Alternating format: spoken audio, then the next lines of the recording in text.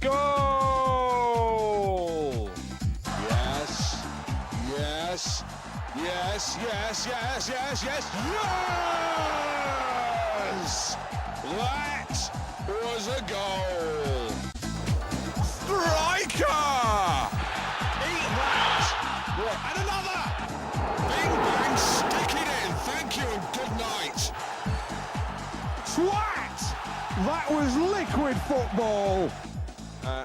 Hello everybody, it's your old friends at Monday Madness and welcome to our Premier League season review episode of the That Was Liquid Football podcast. Woo! Hey, wow, yeah, got that in time. That's impressive.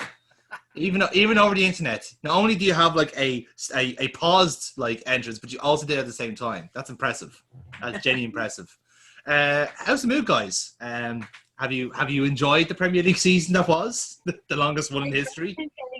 I don't think any Arsenal player can say they enjoyed anything about this season. I enjoy the fact that it's over. I'm loving that fucking bit. I'm loving loving that bit. I kind of had to cheer myself up by going onto a stationery store and dropping some cash. So we all know your feelings on them, to be fair. That's not really a shocker in that sense. We will get into the Premier League now that it's over. It's done with. We'll go through the league table. We'll discuss some of the more prominent clubs in it, and then whatever happened in the middle table. Nobody knows because nobody cares. But to get ourselves warmed up, as is tradition, I have a very quick round of Transfer Guff.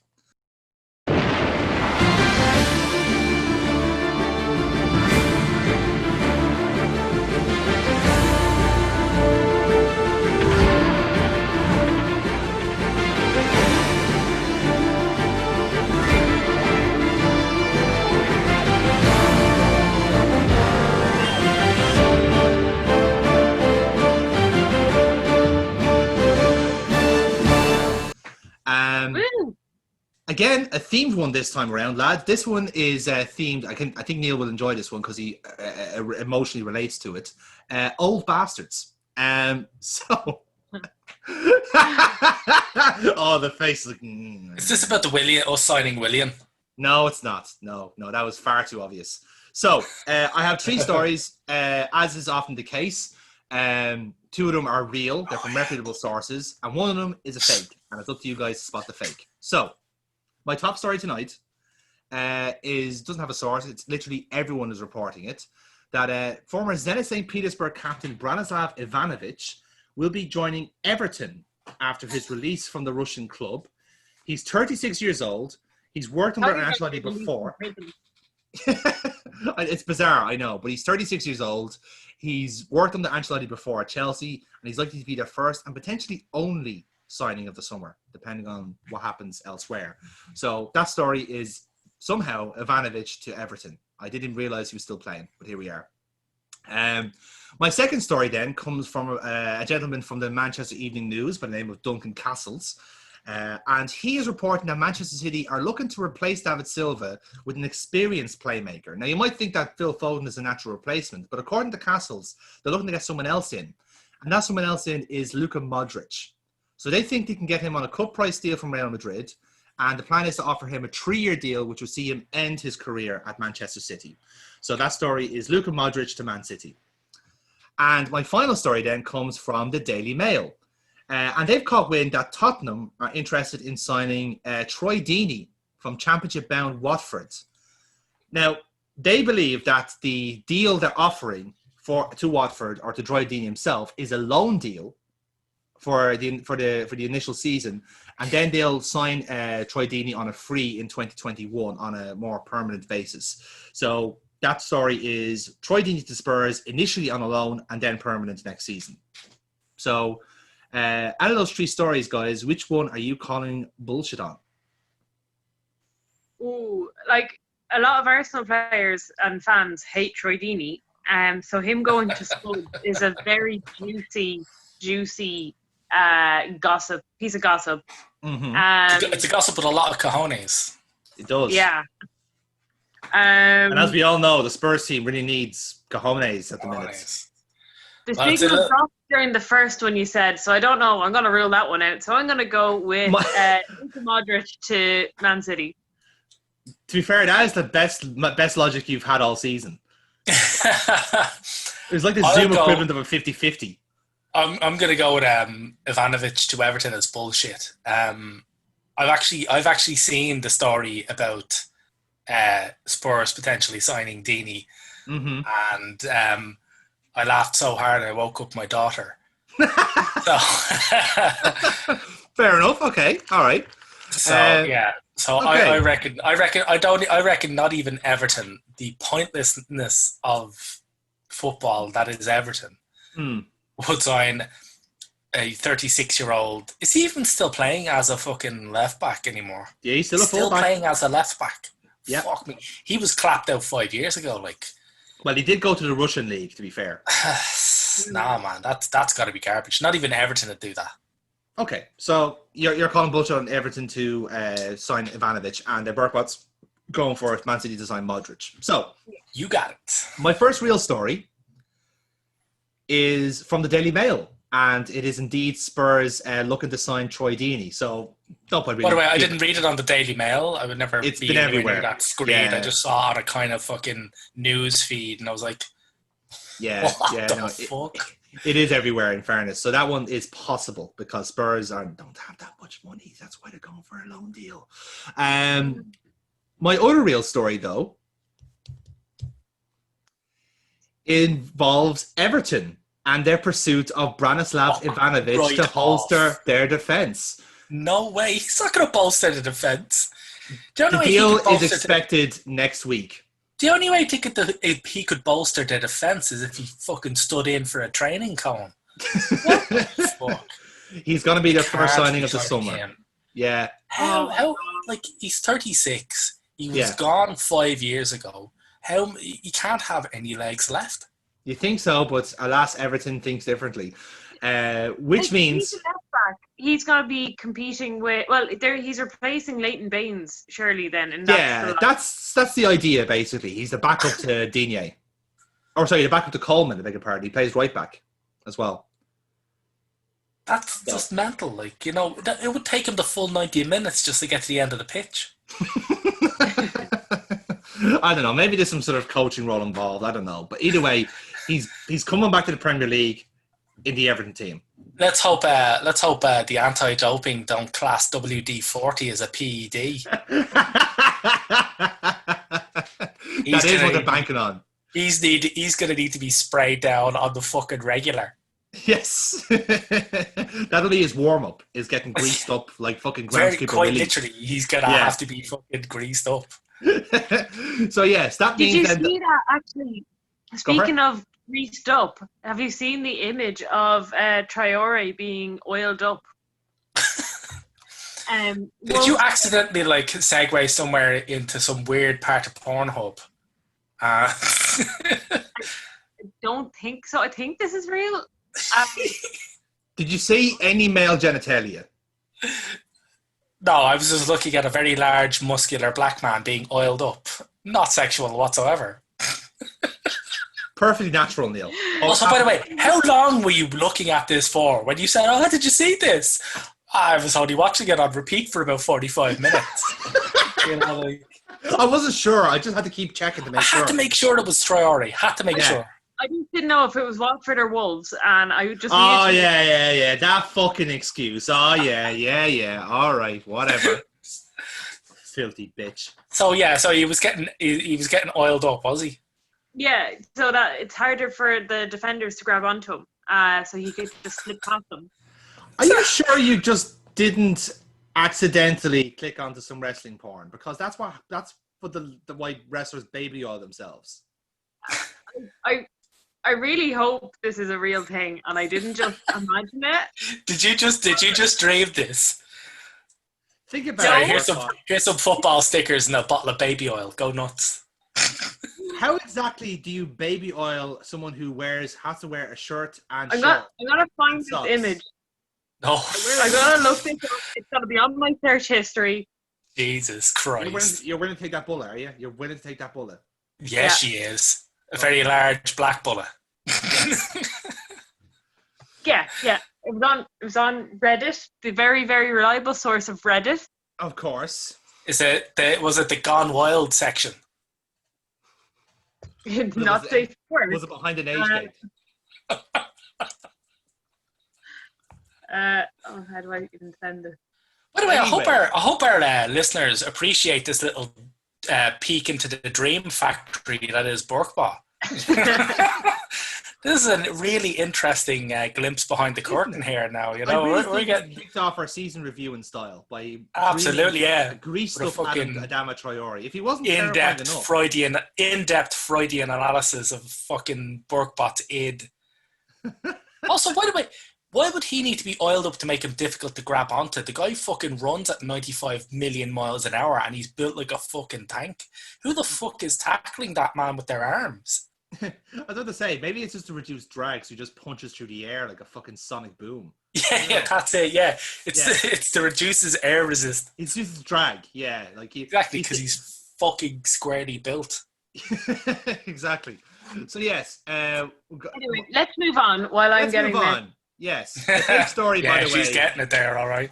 Which happened a while ago was that Man City were trying to sign Luka Modric. I completely made that up. So. While Burkbot checks her porn history, let's jump right into the Premier League rundown. Do you feel the power of the gladiators? Can you face the challenge of the champions? Do you have the courage of a hero? Do you have the will and the skill? Do you have the speed, the strength, the heart to be a winner?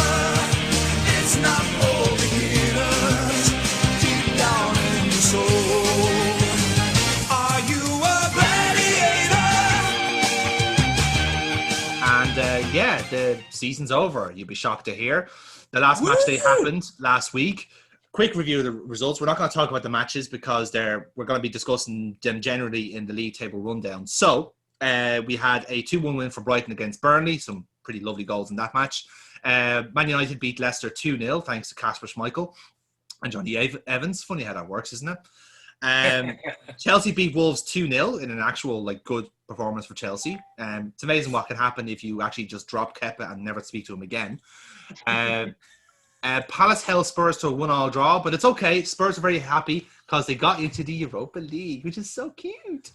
And Liverpool beat Newcastle 3-1 in a match where, some things happened. West Ham and Aston Villa drew 1-1, which is enough for Aston Villa to stay in the league for another season. Manchester City beat Norwich 5-0. Go fuck off, you're all cheating bastards. Arsenal beat Watford 3-2, which was a very dramatic match for everyone involved. Watford did their darndest, but Emi Martinez very much relegated Watford in the end. Moving on then, we had Southampton fighting back against Sheffield and beating them 3-1 at home, which was actually a shock. And then the last match then we'll mention is a 3-1 win for Bournemouth against Everton, further proving that Everton are completely redundant, but also that Bournemouth, regardless of what they did, were still going to go down. So pretty much confirming what we knew already.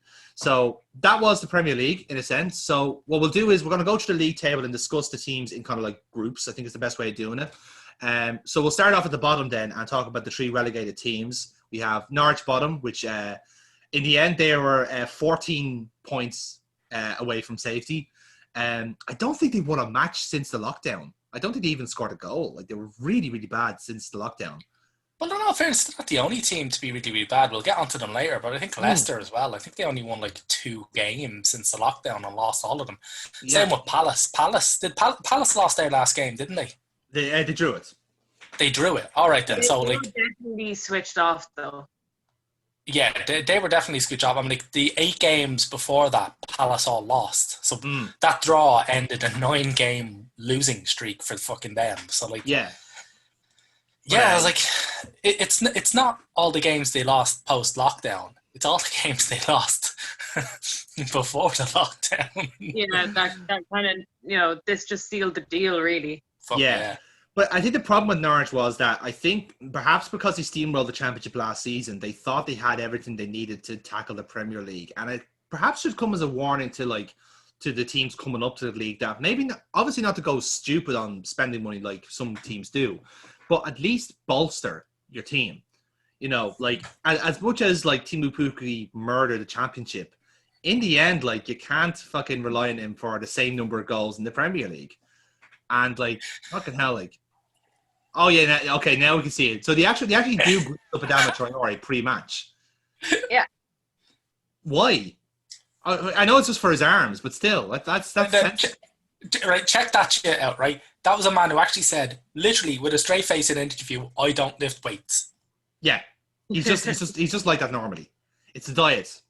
He's a high. He gets arms like that from running. Yes. Oh no, it happens. It happens to us all. You know, just run enough, your arms get bigger instead of your legs. It's proven. It's brilliant. Burkbot's wearing glasses, so I can see that she's actually full screen the image. Look at the face of her. It's just like, shut up. She's blushing. She's actually blushing on camera. Holy shit. Well, aren't we learning a lot about you tonight, eh? Oh. Always leaving something for the end of season finale. Yes. Your kinks, apparently. Feels, yeah. Yes. You'll see the viewership spike on this. We fucking wish. Especially since this is an audio format. But exactly. Yeah, absolutely. Yeah. Oh, we can use it as a thumbnail. just doing like kind of this SpongeBob face, just huffing out like. But yeah, Norwich were terrible. Goes without saying, they had a very bad, like horrendous defending. They put all their eggs in Pukki, thinking he'd score 20 goals. He didn't, and they had no backups to fucking help him out. So not really surprised there. They still might bounce back though, because like they're totally in it for the parachute payments. I think it's fair to say. So we might see them again soon. The other two teams that joined them though, were relegated on the last day, were Watford and Bournemouth. So we discussed at length the problems with both clubs in the last two previous podcasts. One is thoroughly forgettable for me. Naturally, yeah. Well, that one has been established throughout the entire year, I think it's fair to say. But do you think, were they right to go down, or do you think there were teams worse than them? I won't miss them. No. I won't miss them either. No, they deserve to go down, absolutely. I mean, yeah. I don't look at those three relegated teams and think, oh... They were so unlucky. Yeah. I don't feel there's anyone that was unlucky there. You know, there has been years where, like, I think Villa would have been unlucky to go down. I'm not a Villa supporter, but I do think they did enough this year to survive. And I feel like because that was an option that Villa could have gone down, I would have felt, they were hard done by. Yeah. But I didn't feel like Bournemouth or Watford were hard done by at all. No. I think we discussed at length that the reason they went down was because of issues with themselves. Like they were responsible for their relegation. Like with Bournemouth, it was the recruitment over so many years and most of their big signings failed. Like really, you're only actually seeing Solanke go now. It's because they're lumping the ball up to him like Route 1 style, and like their massive like playmakers just don't cut the mustard outside of David Brooks. With Watford, it's the managers. Like, just stop fucking sacking managers. Let one person take the job for a year and let them see what happens. Like, I genuinely believe if they didn't sack Nigel Pearson 2 games in, they would have survived. I think they would have got out of this mess. They probably would have beaten Arsenal. You know, like I honestly do think so. I think Nigel would have fucking parked the bus and just like blocked the team and would have like scrapped out a goal. Like I do honestly believe that. So yeah, I've no love or sympathy for Watford. They get exactly what they deserve. If they're going to keep sacking managers, this is what they're going to get. Like no stability at all. Have they announced a new permanent manager? No. There could be the case that Hayden Mullins might get the job for next season, but again, it's more than likely he'll be given the job, sacked after 8 games, and then some anonymous Italian manager will get the job instead. I just think it's really bad that with 2 games to go and you're fighting for relegation, you get let go of your manager, and then you don't have someone like it just shows how ill-prepared they were because they don't have someone to take over straight away. Now they're into like a transfer window and there's no manager there to help, recruit people to try and get back up again or whatever. And also, there's no manager to help stop people going out. They're going to get picked clean. Like, if you can look at that team, like Decore, Sarr, Will Hughes Sarr are will be throwing gone. that. Sarr Will is be definitely gone. gone. Yeah. Are we not like linked with Decore yet? I'm sure. I'd be amazed if we get to the end of the week without being linked to that entire fucking team. Yes, in fairness. It'd be grass if, like, we're linked to a stable team and the team you do sign from Watford, Craig Dawson. Yeah, great. Another centre back. Super. But yeah, like I've no love for them. They're rightfully to go down. Villa were the team then in the end to stay up, and they did it with a draw against West Ham. I'm kind of with Burke on this one. Like, I do actually kind of like the Villa team. They do put themselves out a bit, but I do think they're a candidate to go down next season. I don't think they really, outside of Grealish and McGinn, like, when they they're lose, struggling for firepower.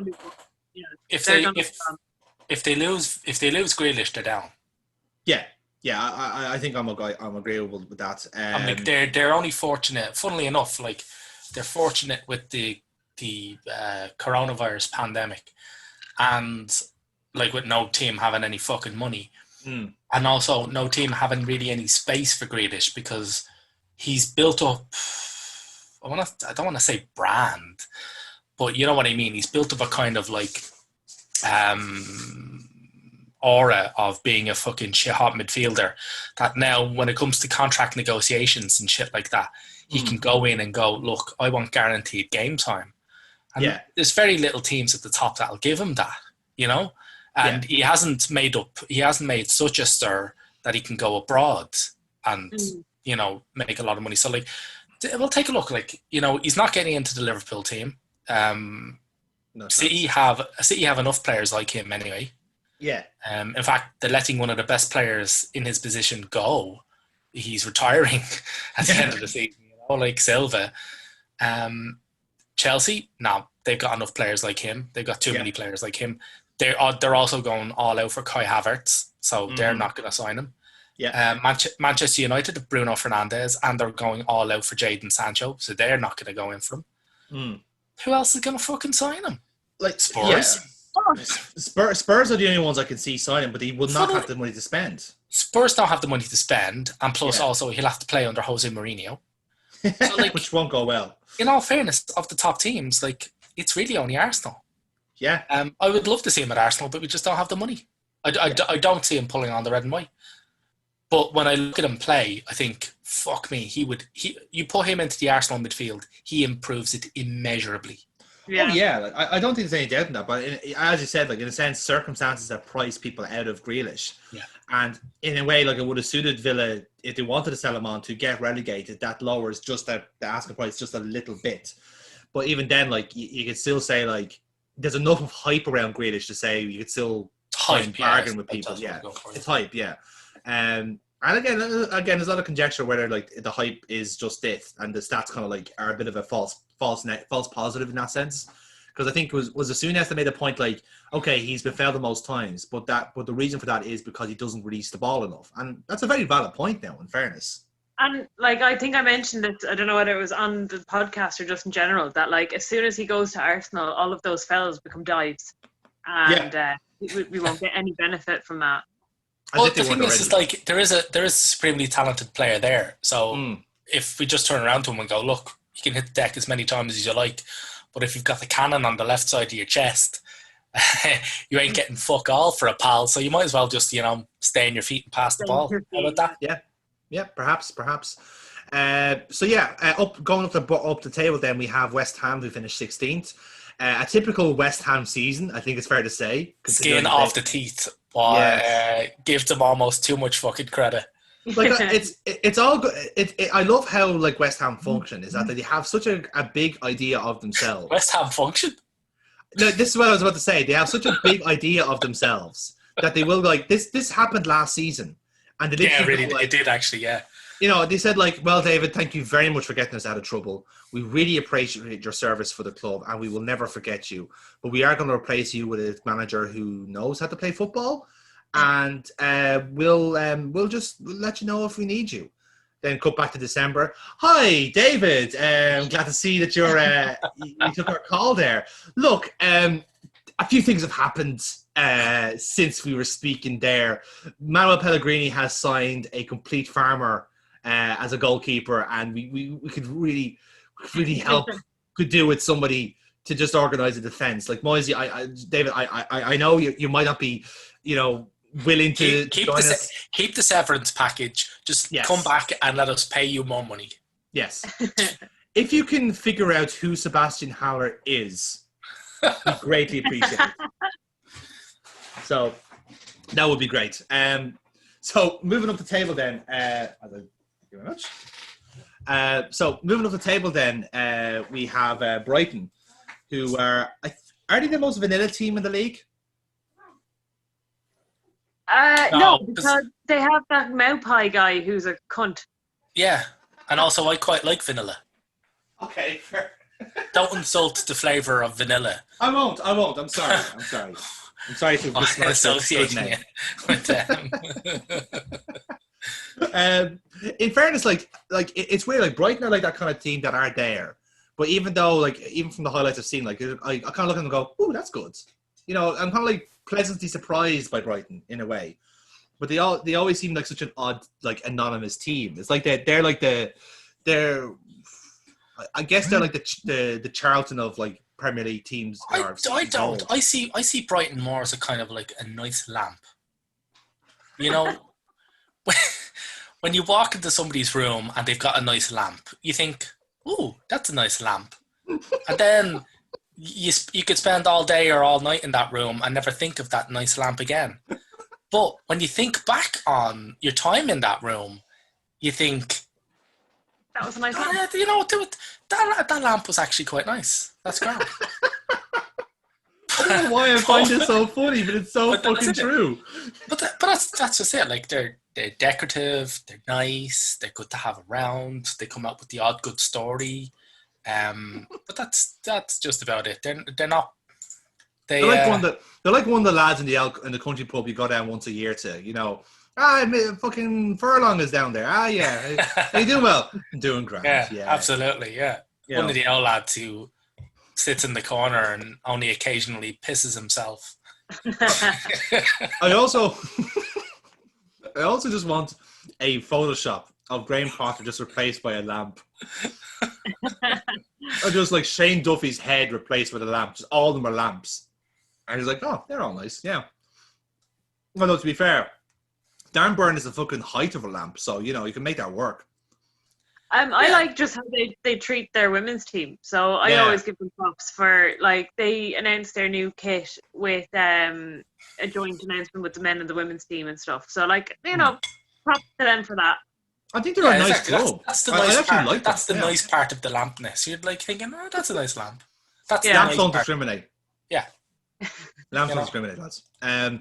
So then, moving on then to the team that tumbles their ways towards freedom, was Crystal Palace. They knew they were safe before the lockdown, and they decided to not fucking bother. Yeah.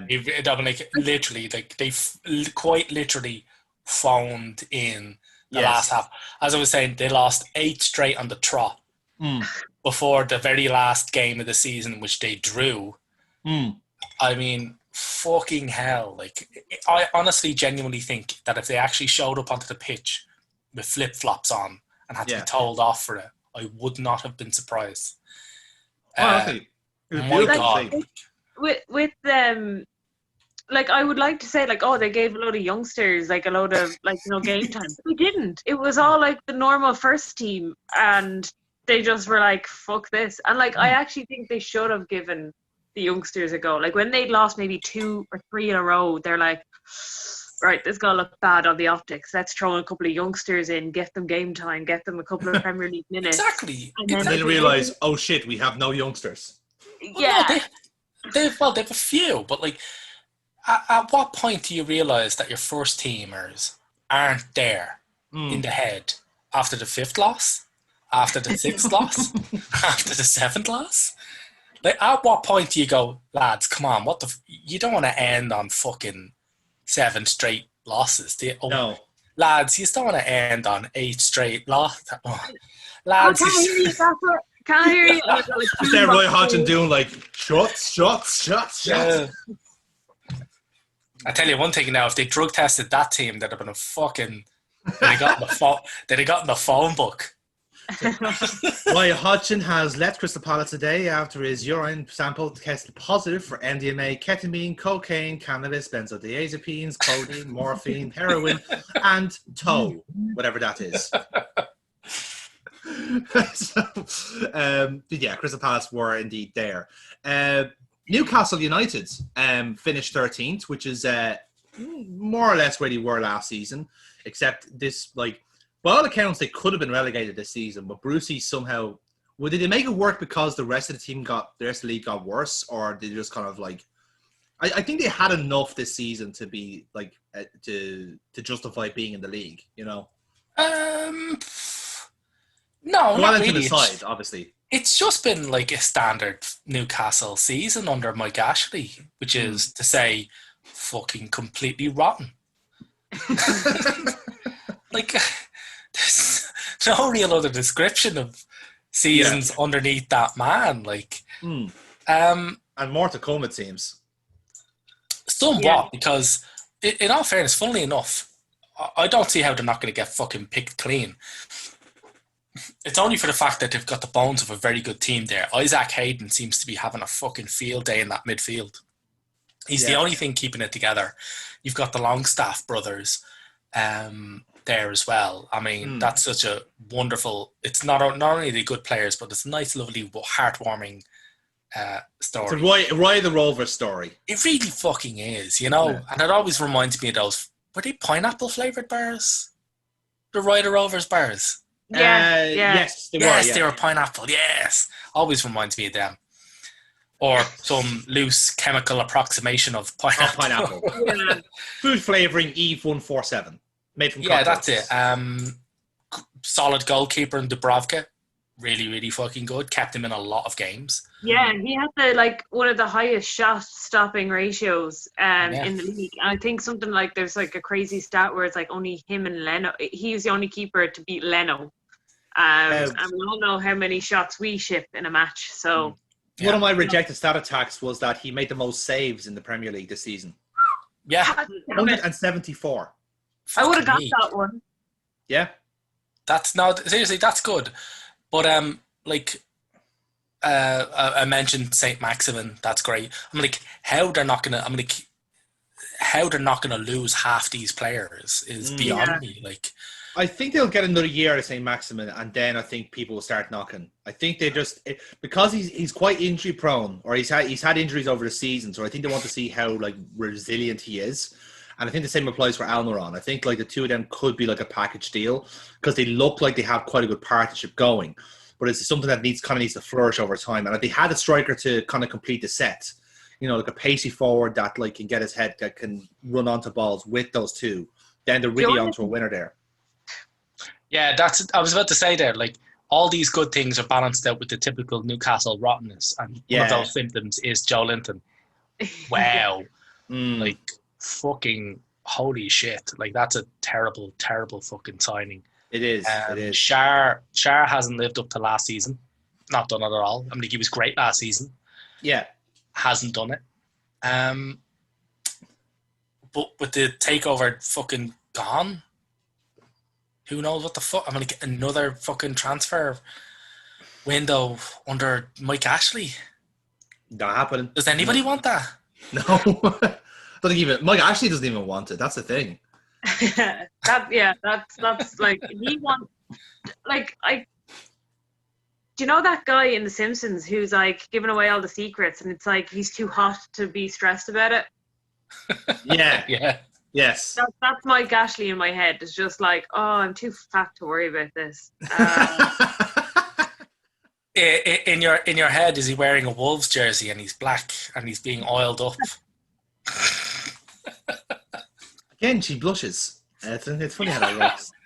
Also, she's not taking off her glasses, so we can still see that she's still got it on full screen. But we also notice that they're also steaming up at the same time. And James suddenly isn't in the room. He's been beckoned out or something. Yeah, that large click, that click that you're using at the edit point was her locking the door. He's there just scratching like a fucking dog. Well. So, moving on then to 12th place team in the league. which is Everton. Everton. Fucking Why is Everton? Everton. Do you know what? Like, all right.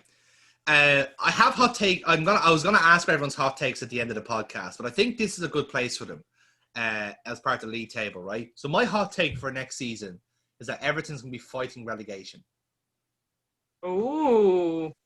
Now, You don't me, think I'm sure Ancelotti's fighting? I don't believe Ancelotti will stay next season. That's going to Okay. be something. I'm like, they only just signed him on. I'm like, what do you think the fucking payout on him getting rid of him after one season is going to be? Maybe I'm sure that's the case, but I think you notice that Everton's has a horrendous history of financial irresponsibility, and another manager either getting sacked, resigning, or just like moving on to a better job is very, very likely, especially for someone like Ancelotti. Now, let's face it, like if a big club goes like available in Europe, would Ancelotti really stay at Everton? I don't know. He could have his eye on Everton women because they're doing the great jobs in the transfer Yeah, they market. just signed a shit hot striker. Yeah, they find Govan. Like, what the fuck? Govan. Oh, Holy shit, like.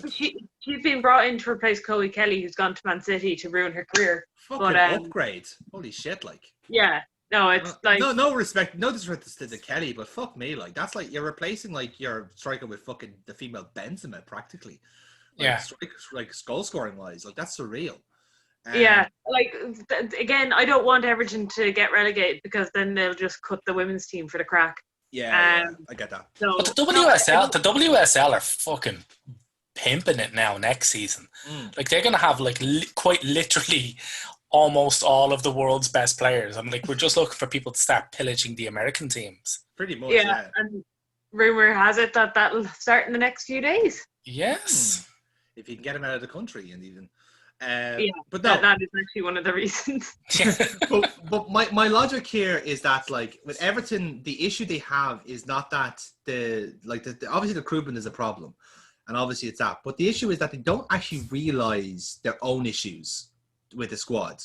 So like they seem to be in a bit of denial over Pickford being a bad goalkeeper, and the straight fact is that they don't have a goalkeeper good enough to challenge him. They had Stecklenburg on the books, he's gone, and they had Lossell on loan, which he'll come back in. So maybe they might get some competition then. But ultimately, they put all their eggs in Pickford's basket, and like quite frankly, like he drops them. Not even that though. You see, his stat. The weird thing is his stats kind of back him up a bit more. Like there are goalkeepers worse in the league statistically than him, but they're all kind of out of context in a way. Like, of course, Tim Krul is going to look like a bad goalkeeper when he's in a relegated Norwich team. Likewise, somehow Ben Foster has less clean sheets, but because he's in the Watford team. Ben Foster is empirically a better goalkeeper than Pickford. I think we can all agree on that. But it's the issue that, like, it's a confluence of things where, like, you have good players in good positions and then nothing midfield.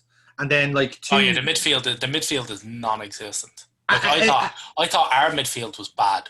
And it's getting more non-existent. Yeah. Like they've signed. How much money did they spend on Alex Iwobi? How much money did they spend on Gylfi Sigurdsson? You know, like it's monstrous money. And the problem is that like those issues are not getting better; they're getting worse. No, you know? they need a totally new midfield.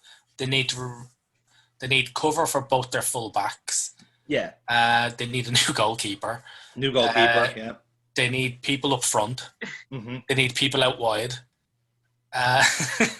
They're a mid-table Premier League team. Who would you keep? Who would you keep in the team? If I was the Everton manager, Calvert-Lewin probably. Digne. Yeah, Calvert-Lewin, Digne. Yeah, Richarlison. He's actually started to come good. Yeah, the two of them together are very, very good. Yeah, they're quite good. Yes. Probably. Coleman's kind of getting to the end of his wick now a bit. I would keep him around, but I'm not sure if that's just because like I'm Irish. I'd probably keep Mina, but again, he can be a bit of a Holgate? very hot. No, I don't fancy Holgate at all. Not a fan of him. Maybe because he accused Firmino of being a racist, but no, I'm not a fan of him. There's but like when you look through that Everton team list, like it's dead fucking wood all the way down. It really, really Holy is. fucking shit! Like, I mean, just think about it, right? So you've got Bernard, Delph still there, Delph. But he fucked his ACL, so he didn't see him this season anyway. You've got Iwobi, Walcott, Sigurdsson. Oh, sad story. You know, and then that's just all the players that they signed recently. Then you've got all the fuckers that they signed in 2017 and 2018, and they're fucking. And they're out on loan. Like Balassi is still on the books, but he's out on loan. Umar Niasse on loan. Like they do just like trade off their dreck. When I was listening to an Arsenal podcast that was quite down in the dumps today, and it was quite negative, and it was going about the Arsenal kind of the system that's going on and all the changes that I'm sure we're going to talk about later. Yeah. That are going on in the club. And I kind of just felt, I was like, are there any other clubs that are so distraught at how their club is run? Are there any like fans that are, like the only one I could think of that would be as distraught as probably us is Everton, because they have a history of being a half decent team. Like I know they're kind of the second team in Liverpool in terms of stats, but like they were always there, kind of thereabouts. And then you just see their team pissing away money on shit and not doing anything about it. And like probably they would have had that little bit of hope that like, oh, we've got Carlos Ancelotti and we've spent all this money on these class players, and oh, it's a Iwobi. He's as inconsistent as like he's actually been very consistent as being shit this season. Yeah, so this is it.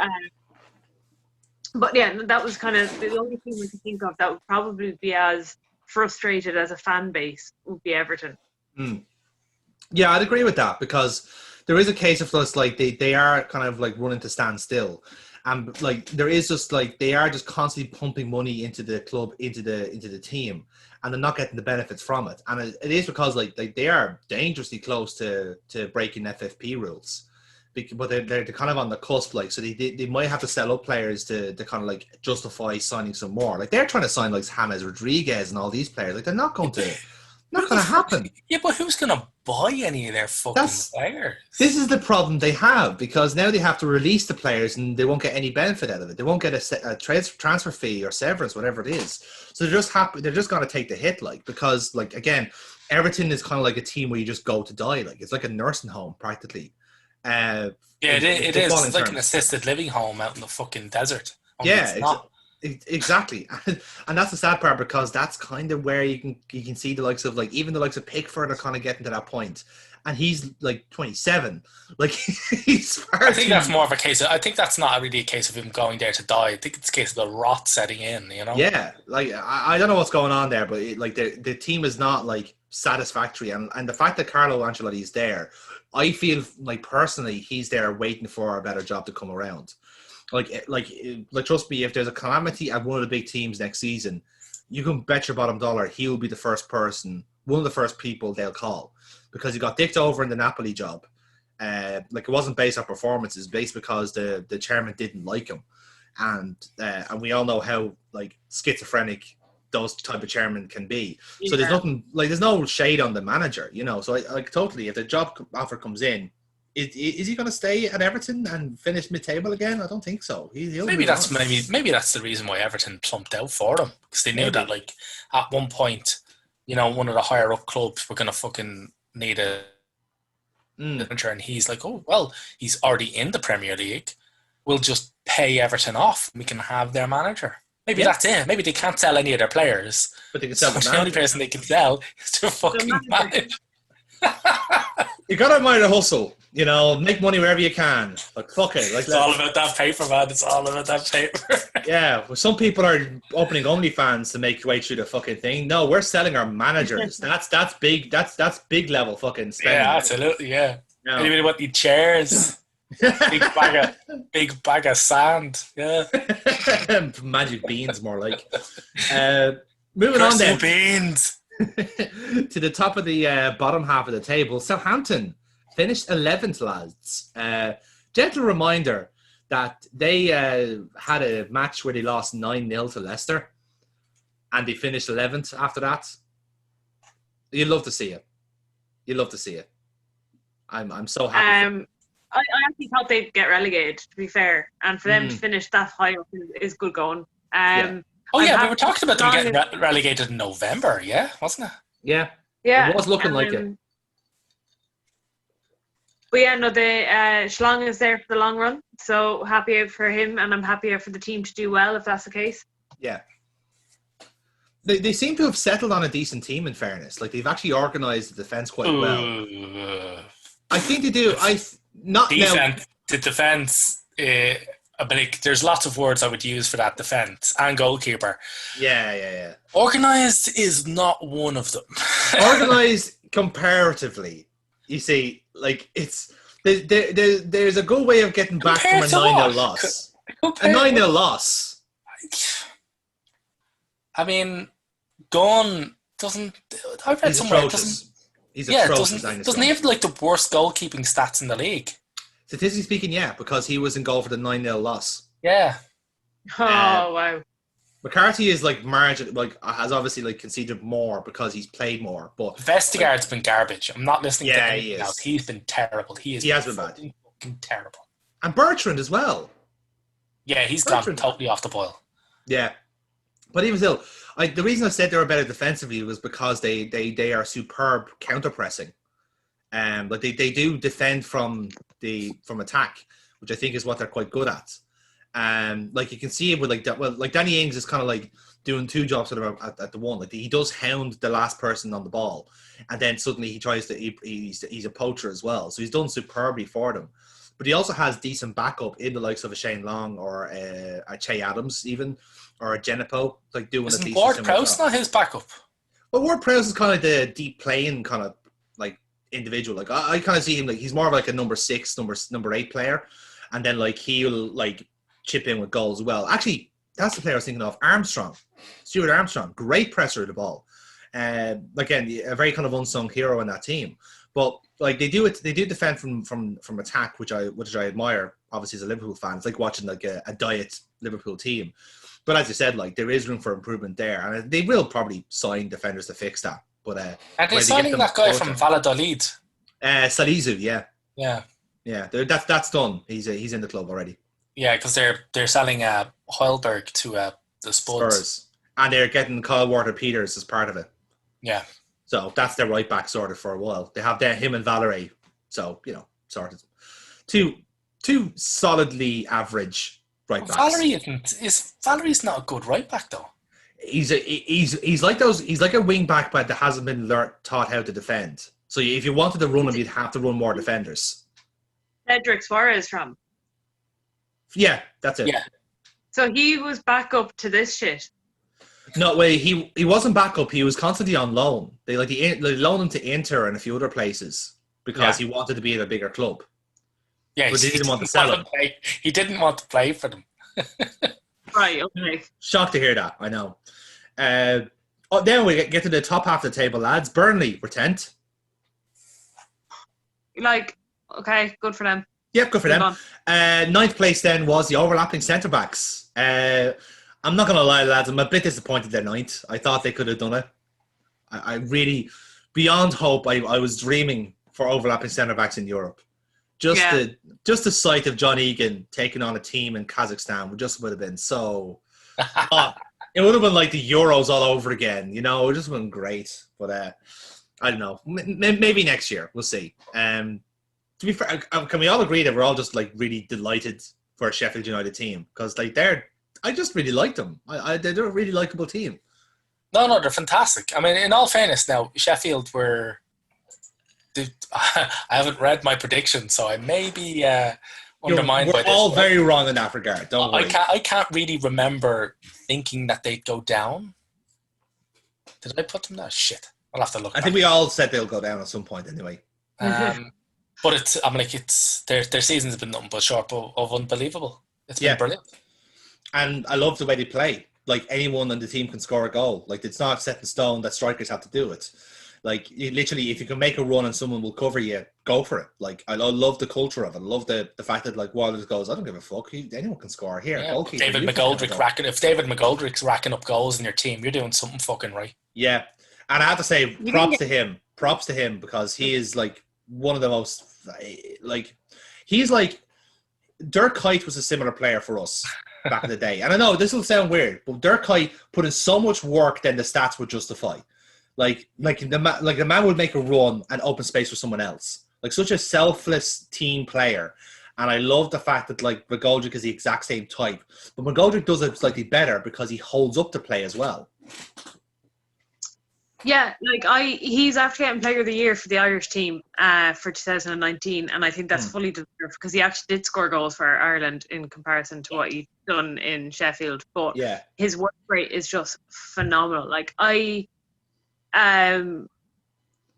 would like look to him to show off as like if I was a trainer or a coach of kids, I'd be like, look at his work ethic. He's meant to be a number 9 or whatever, but look, he's dropping back and he's doing all of this work off the ball. Like some of his touches, like he was nutmegging the Arsenal team. Like when we played them in the FA Cup, and I was going, oh, where is this guy coming from? Like this, and like the only thing he was missing was that kind of final goal product. Like, and I think he had like goals ruled off by VAR and stuff like that. Yeah, like, a lot of them. Yeah. Tiniest bits of offside, that probably next season the rule will be scrapped and it'll be a bit different and they would have stood. But I really like Sheffield and he's one of my favourite players in Sheffield. So yeah, definitely. He's definitely one of the most intelligent players around. Oh yeah, like the reason why he scores, I think, like Buckbot hinted on it there quite well, is that he scores more for Ireland than for Sheffield because he doesn't need to do as much link-up play for Ireland. Yes. He's very much our spear tip. So you're not looking for your spear tip to drop back to the fucking centre circle. Yeah, exactly. Ball, But any case, but he does a really, really good... Did he win Player of the Season for them? Yeah, or have they done it? Yeah.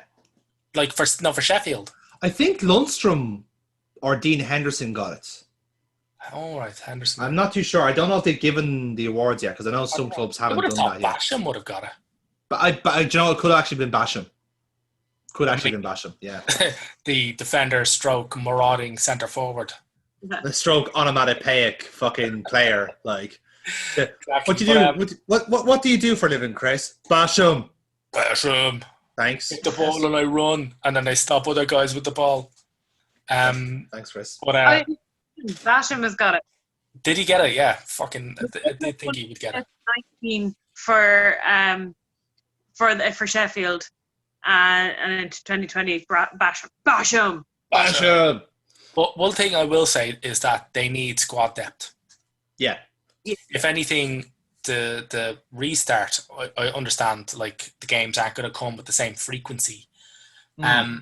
Here's where I'm kind of happy that they didn't make Europe, because the restart showed how little they've got underneath the surface of that squad. The constant flow of games, and you could see that the squad was fucked. Yeah, you can kind of see that, all right. They've so little. And I thought, fuck, if they get into Europe, they're screwed. They're going to go out in the group stages, and it's going to be terrible for them because they don't deserve that. Yeah. I think give them 2-3 seasons in the Premier League, then get them into Europe. Yeah, true. But fuck me, if I could describe them with any term, it would be a solid base. Yep, that's very well put. Very well put. Moving on then to 8th place Arsenal. A season of ups and downs, I think, if I wanted to be diplomatic about it. Started off with a bad evening and ended off with a good evening, I suppose is the best way of putting it. So you guys are the experts. How would you rate your season? In the league, terrible. In the league, absolutely fucking terrible. And even, I'm like, there's no, like, statistically, it's our lowest finish in 25 years. Said that in our last one. But, like, just when you consider everything that's been done, everything that's happened, in particular, just the fucking Arteta. This is why, like, the fucking malaise, the doom hasn't set in, really. Is because Arteta has shown that, holy shit, this is a guy that's really, really got something. So, like, he's only been in charge of the team for 6 months, right? So then he's had to freeze out our highest paid player and one of our most promising youngsters, Ozil and Guendouzi. He's had to battle a global pandemic that he caught. He started it. Like, a team where the disconnect between the fans and the team on the pitch has never been greater. You'd have and the people above the team. Let's be fair. And the people, well, the distance there's that's set in stone almost. You know, they're almost ritually distant. But it was because the fans and the team were almost a cohesive unit that we didn't really give a fuck. There was always a united front, whereas that united front was gone. The team captain was throwing the armband down, giving the middle finger to the fucking team. Like, the team was fractured. It was spent. Everybody hated each other. It was like a girls' school almost, a really bitchy girls' school in there. And in 6 months, he's whipped everything up, and we've won the FA Cup. Like, the fuck. And in that period, we've beaten Manchester United, we've beaten Manchester City, we've beaten Liverpool, and we've beaten fucking Chelsea. I mean, it's the first time we've beaten the other top four since 2001, 2002. Like, so you look at some of those stats, and like, if you were to like cherry pick all the good things, you'd like make a good deep list of unreal things Arsenal's done this season, and then you look at the other things, and it's like this bigger, longer list of shit. And it's very hard. Like, when you in the last few days, as we are probably going to discuss again, the kind of running of the club is behind the scenes is quite worrying as a fan. That club is going through a restructure, which we knew was going to happen with Wenger leaving, but just in the manner that it's being done is quite against the club's usual kind of etiquette. So there's that kind of, like, it's very hard to be positive when you have this kind of most recent news coming out of the club being shit. Despite the fact we won the FA Cup last week, you know, in terms of when we were, winning the FA Cup was fucking unbelievable, and it was great, and it was like it's one of the first FA Cups I've been able to that we've won in the last few years that I've actually been able to watch live. It's a nerve-wracking experience, isn't it? Yeah, I worked out for the entire 45 minutes because my heart rate was so high anyway. I was like, I may as well be doing something. It was 115 BPM. Fucking hell, woman. So I may as well do something. So I worked out for the entire 45 minutes, just to keep myself not from dying. Yeah, keep yourself from dying. Fair, okay. But yeah, no, it was fun, and it was really, really enjoyable because we actually, like, it was really funny because Kovacic got sent off, and that was hilarious because even though the challenge that he got sent off for wasn't really a red card or a second yellow offence, there were so many second yellow offences in the build-up to that he got with that. That's the thing. This is what I think. I don't know if we're going to have a specialist FA Cup section, but like, when people turn around to me and go like, "Oh, the second yellow wasn't a second yellow," I was like, I think it was an accumulation of them, because he'd spent the entire match chopping people down, and at some point the ref had turned around to him and gone, "Mate, like, you know, one more, and I'm gonna book you." And then when he did it again, I mean, like, granted, Xhaka made a meal of it, but like, you can't be lunging in like that. Like, he lunged in, like, he missed the player, but he lunged it. It wasn't for a lack of trying that he missed the player, you know. So yeah, so I mean, like, if you want to focus on the positives, we've got an unbelievable crop of youngsters coming through, all signed to long-term contracts now. Bar Maitland-Niles, who could he'll be off. He'll be gone. Bar Maitland-Niles, who depends on what's going to happen with him. He's 2 years left in this deal, so we'll see. We've got an unbelievable stand-in keeper in Martinez. So this, for the past year or two, has been one of the very few time periods where I've not been worried about Arsenal goalkeeping wise, which is very, very weird for me. Even better, we've got a shit hot goalkeeping jersey coming up next season. Always helps. It's like the women's team. We're copying the women's team, having two number one keepers to compete for the jersey each match. pretty fucking much. I mean, like, if Martinez has shown that he would stroll into the sticks in most of the other teams in the Premier League. Yeah. I'm actually, do you know what? I'm actually really happy for him personally because, like, Oh again, man, like, that's such a feel the good. FA Cup win, like, he genuinely looked like it meant so much to him. In an era where the FA Cup is quite a cynical trophy to some people, like, obviously it helps when fucking those cunts Man City win it every year, and they go like, "Oh, that's nice. Oh, yeah, that's good," and then just fuck it around like, "Oh, lads, let's make another video for our overlords in Abu Dhabi. If you're happy, and clap your hands." And like fucking move on with your life, like, but it's like when a team that actually genuinely cares about the FA Cup win it, and you see players who genuinely are so happy to win a trophy, like it does actually, it can kind of seem like actually does matter to some people, not just like this kind of like cynical winning machine like some clubs are, So I'm glad for him personally because, like, Jesus, how many loans have he had? Like 6, 7? Like, it's absurd. Well, 6. He's been at the club for 10 years. Yeah, like, it's insane. Well, like, obviously they wanted to keep him. They knew how good he could be. Like, it's So funny. no, it's great. I mean, it's going to be a genuine duel between him and Leno. So that's going to be something. But yeah, that's going to be great. Because my analysis of the Arsenal season has been like, and I think like this is your season's kind of going forward, is that like it's gonna be like literally just like high low, where like the good work that Arteta is doing out on the pitch is going to be outdone by everything else around the club. Well, see, the thing is, I understand that, but the thing is that like I understand like the owners and everybody and all that shit. Like they have to realize that what goes on the pitch is fundamental to the club.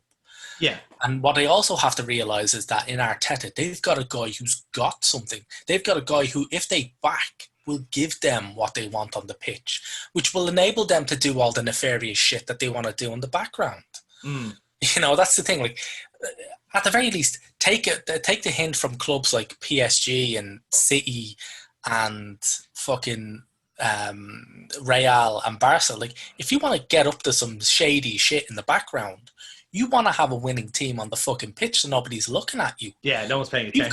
If you've got a crap team on the pitch and you're acting like a bastard in the back room, people go, well, I'm not going to watch the match. I'm going to watch your ass.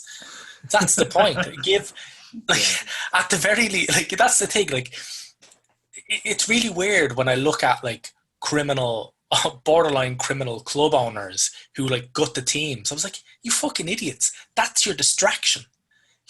That's like saying, I'm not going to carry the smoke bombs with me because they ruined the lining on my fucking turtleneck.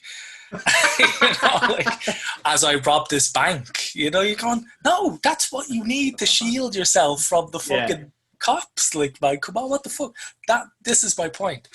And if they want to get up to a lot of shady shit, and it seems like we're almost totally in bed now with Kia Jarabjian and the whole South American, for lack of a better term, cartel. Now, for better for worse, that could work out. I don't have too many issues with what went on with Arsenal. It's the more the how it was done that bothers me, and we'll kind of get onto that. But how we're like, if they want to get up to some shit, they want to back Arteta because in him, he like if they put some weight behind him, he is going to get them places. Like, and if he's not going to go places with Arsenal, he'll go somewhere else. Yeah, there's loads. I mean, like, I guarantee you, like, Arsenal are going to put him in the fucking shop window. People are going to look at what he does at Arsenal and going to go, fucking hell, this guy can. Look, they gave him peanuts and they gave them fucking wonders. Yeah. I think like Lescott said that he was like, quote, I think it's Lescott, I could be getting it wrong, but he was quoted saying that Arteta leaving derailed Man City season. Yeah, but you'd certainly make an argument for that, yeah. Yeah, well, I mean, like, they all credit him for creating the player now that is Sterling. Yeah. Yeah. I mean, the amount of footage when Arteta first came to Arsenal, the amount of footage that people pinged me on fucking Twitter and everything else of him just sitting down with Sterling, going through with Sterling, like one-on-one, going, you need to run here. See the midfielder, he's going to pass it here. If you're here, you get the ball. If you're over there where you normally are, you don't get the ball. You get fucking tackled. don't get tackled, you're like half the size of everybody fucking else. Yeah, exactly. And that's just it. So, it's interesting. It's going to be an interesting season next season. Yeah. But like with Saliba, Mari should come back quite early next season. Mm-hmm. So we'll see if Saliba and Pablo Mari, along with whoever else, it will partner them in the back line. For all I see, I don't see the back three system setting in at all. I think Arteta wants to go to a 4-3-3. Yeah. If he has the personnel to do it, of course. That's my point. If he has the personnel, our midfield has no creativity. There is nothing there. I'm like, it really says something about Arsenal that our three best players are Aubameyang, Bernd Leno, and Emiliano Martinez. yeah, it does. So our striker and our two fucking goalkeepers. Like our top three players. Boom. Our players of the year was Bukayo Saka in third place, Leno in second place, and Aubameyang I think is going to be crowned player of the year. He'll have to be. He'll absolutely have to. Just to keep him signed, yeah. Not even that, but he has definitely been our best player. Like, I mean, his brace in not just the FA Cup final, but he scored the only two goals in the semi-final as well. Yeah. And a second goal for the fucking his winning goal in an FA Cup. Like if you want a winning goal in an FA Cup final, that's what you do. If you're not going to rocket it in from 30 yards, no. What you do is you turn a defender quite literally inside out. I think Zuma had to get surgery to put his bones back where they're meant to be, and then just float it over the keeper. The post-match interview where he's just like, oh, he knows I'm on my right foot, so I just use my left. Yeah, exactly. And then the clip flying around of Rio Ferdinand screaming, oh, that's naughty, Aubameyang. So, that's just it. Like, this summer, this is literally probably one of our most important transfer windows ever. Yeah, it does seem that way. And I'll be honest, like, I'm not blown away by who you're getting, but you are at least, like, it looks like it's just Willian Coutinho, lads. Fucking hell. Like, that's your transfer window. Yeah. Willian Coutinho, we've been, obviously we've been linked with fucking everybody, but there's a few here. There's Gabriel, I can't pronounce the second name, Margulis? Magalhaes, yeah. Gabriel Magalhaes. So we've been linked heavily with him. Apparently he was FaceTiming a shitload of people, and they were asking if he was signing for Arsenal. He just went, yeah. Yeah, sure, whatever. To Arsenal, and he was like, touch my what? Oh, and then touching his hat while replying. And it was that it? They asked him to touch his hat. And he was like, oh, touch your hat if you're signing for Arsenal. And he went, oh, yeah. There's another guy called Diego Carlos. Yes, he's a winger, isn't he? Yeah. He's apparently shit hot. Mm-hmm. So yeah, there's quite a few people. Again, like, it depends on what the cartel can cook up for us. Well, you really need to sack off Ozil. Just find some way of just putting him down. Get rid of him, man. We cannot get rid of him. He will not sign anywhere else. He will not sign another contract. He will not sign. It's not It's not like with the obscene nature of Bale at Real Madrid, where they didn't even bring him for the fucking Manchester City game, and they just, like, fucking Zidane was asked about it, and he just went, nah, I'm not. It's up to the player. He doesn't want to play. Yeah, it's like, what the fuck, like, and he was actually spotted at a golf course. Yeah, he's still a beast as well. Every time they fielded him, he's been brilliant. Yeah. It's not a case. It's a case of Bale can't play. They just don't want to play him. Whereas like him. We want to play Ozil. He just won't. What can you do? You know? So we can't get rid of him. Nobody else will play. Nobody else will fucking play. Yeah, exactly. It'll be an interesting summer, it's fair to say. Moving up the table again, then we have Wolves finishing in 7th, outdone by the goal difference of Spurs, and unfortunately missed out on an automatic Europa League spot. So the only chance of being in Europe next season is to win the Europa League and get the Champions League instead. No pressure, lads. No pressure. Just saying. They got the first step done yesterday. They beat Olympiacos. Now they got Sevilla in the next round. Again, lads, no pressure. Like Sevilla are pretty good in the Europa League. Just saying, like, no pressure, lads. You've got this. You've got this. How would you rate Wolves this season? They've been kind of like They're fucking brilliant for them. They have been good, like, and I think they've done quite well considering they've had to spend like the bulk of the year playing the Europa League. So the whole kind of position in 7th, I think, is pretty impressive.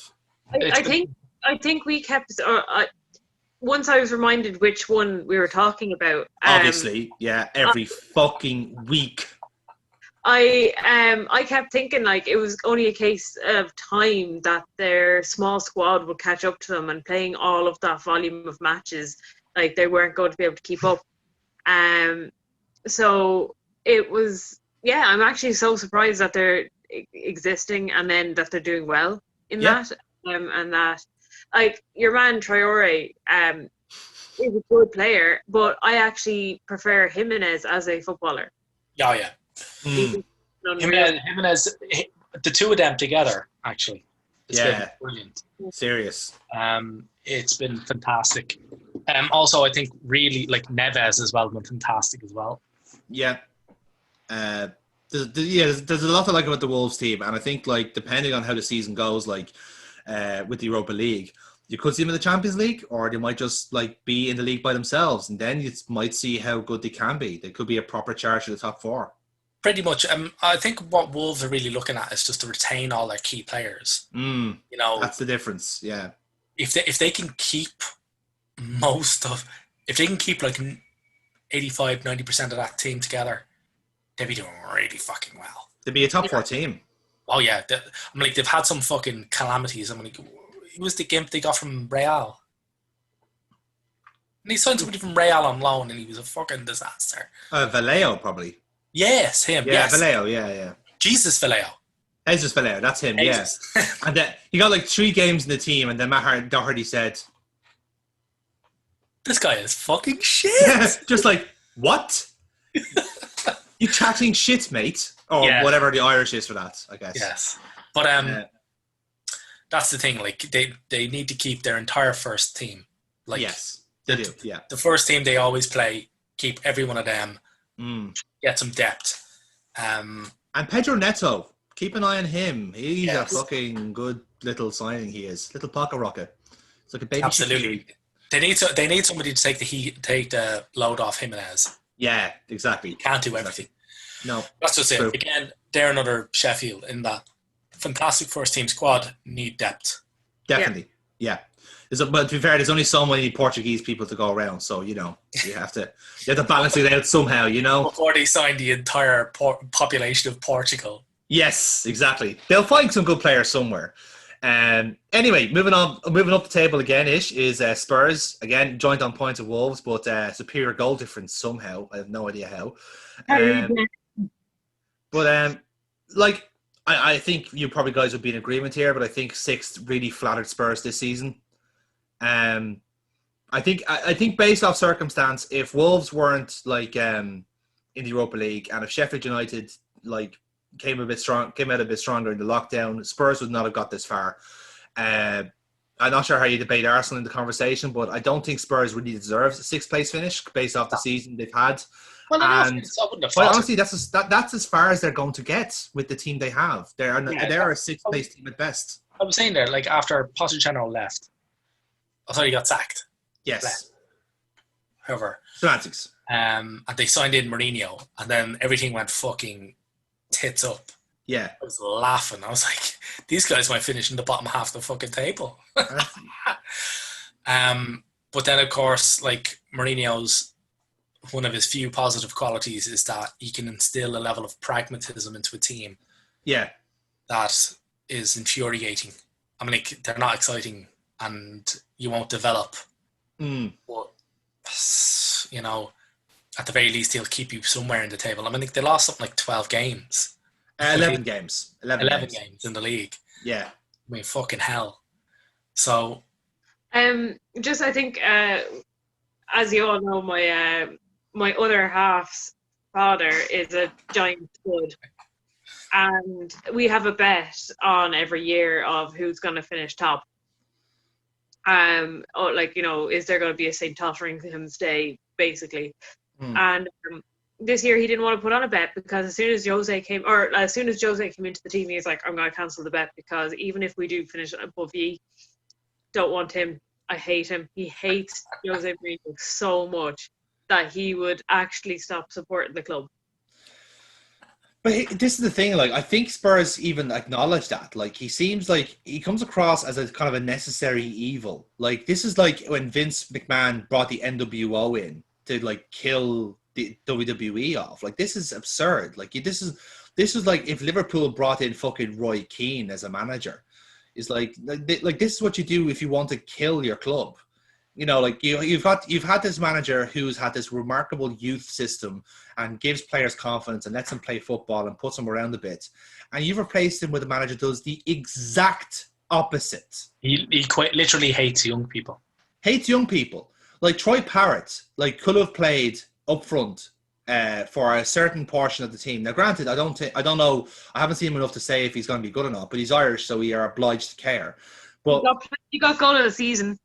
Yeah. Okay, that's a start. Yeah, but that's something at least. But even then, right, you could have had him play, but no. Instead, what you chose was to have Lucas Moura, who objectively cannot play centrally. He even said that himself on several occasions. He's not a central player.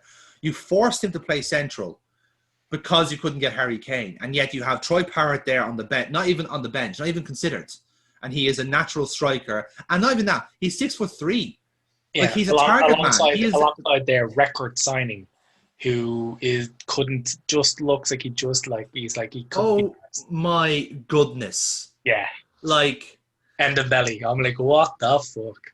Unbelievable! Like I was waiting for the end to do hot takes, but here's a fucking another one. Another team that's going to be fighting relegation next season, in my opinion, is Spurs. And I know. You guys might think that, but I genuinely think this team is going to tank.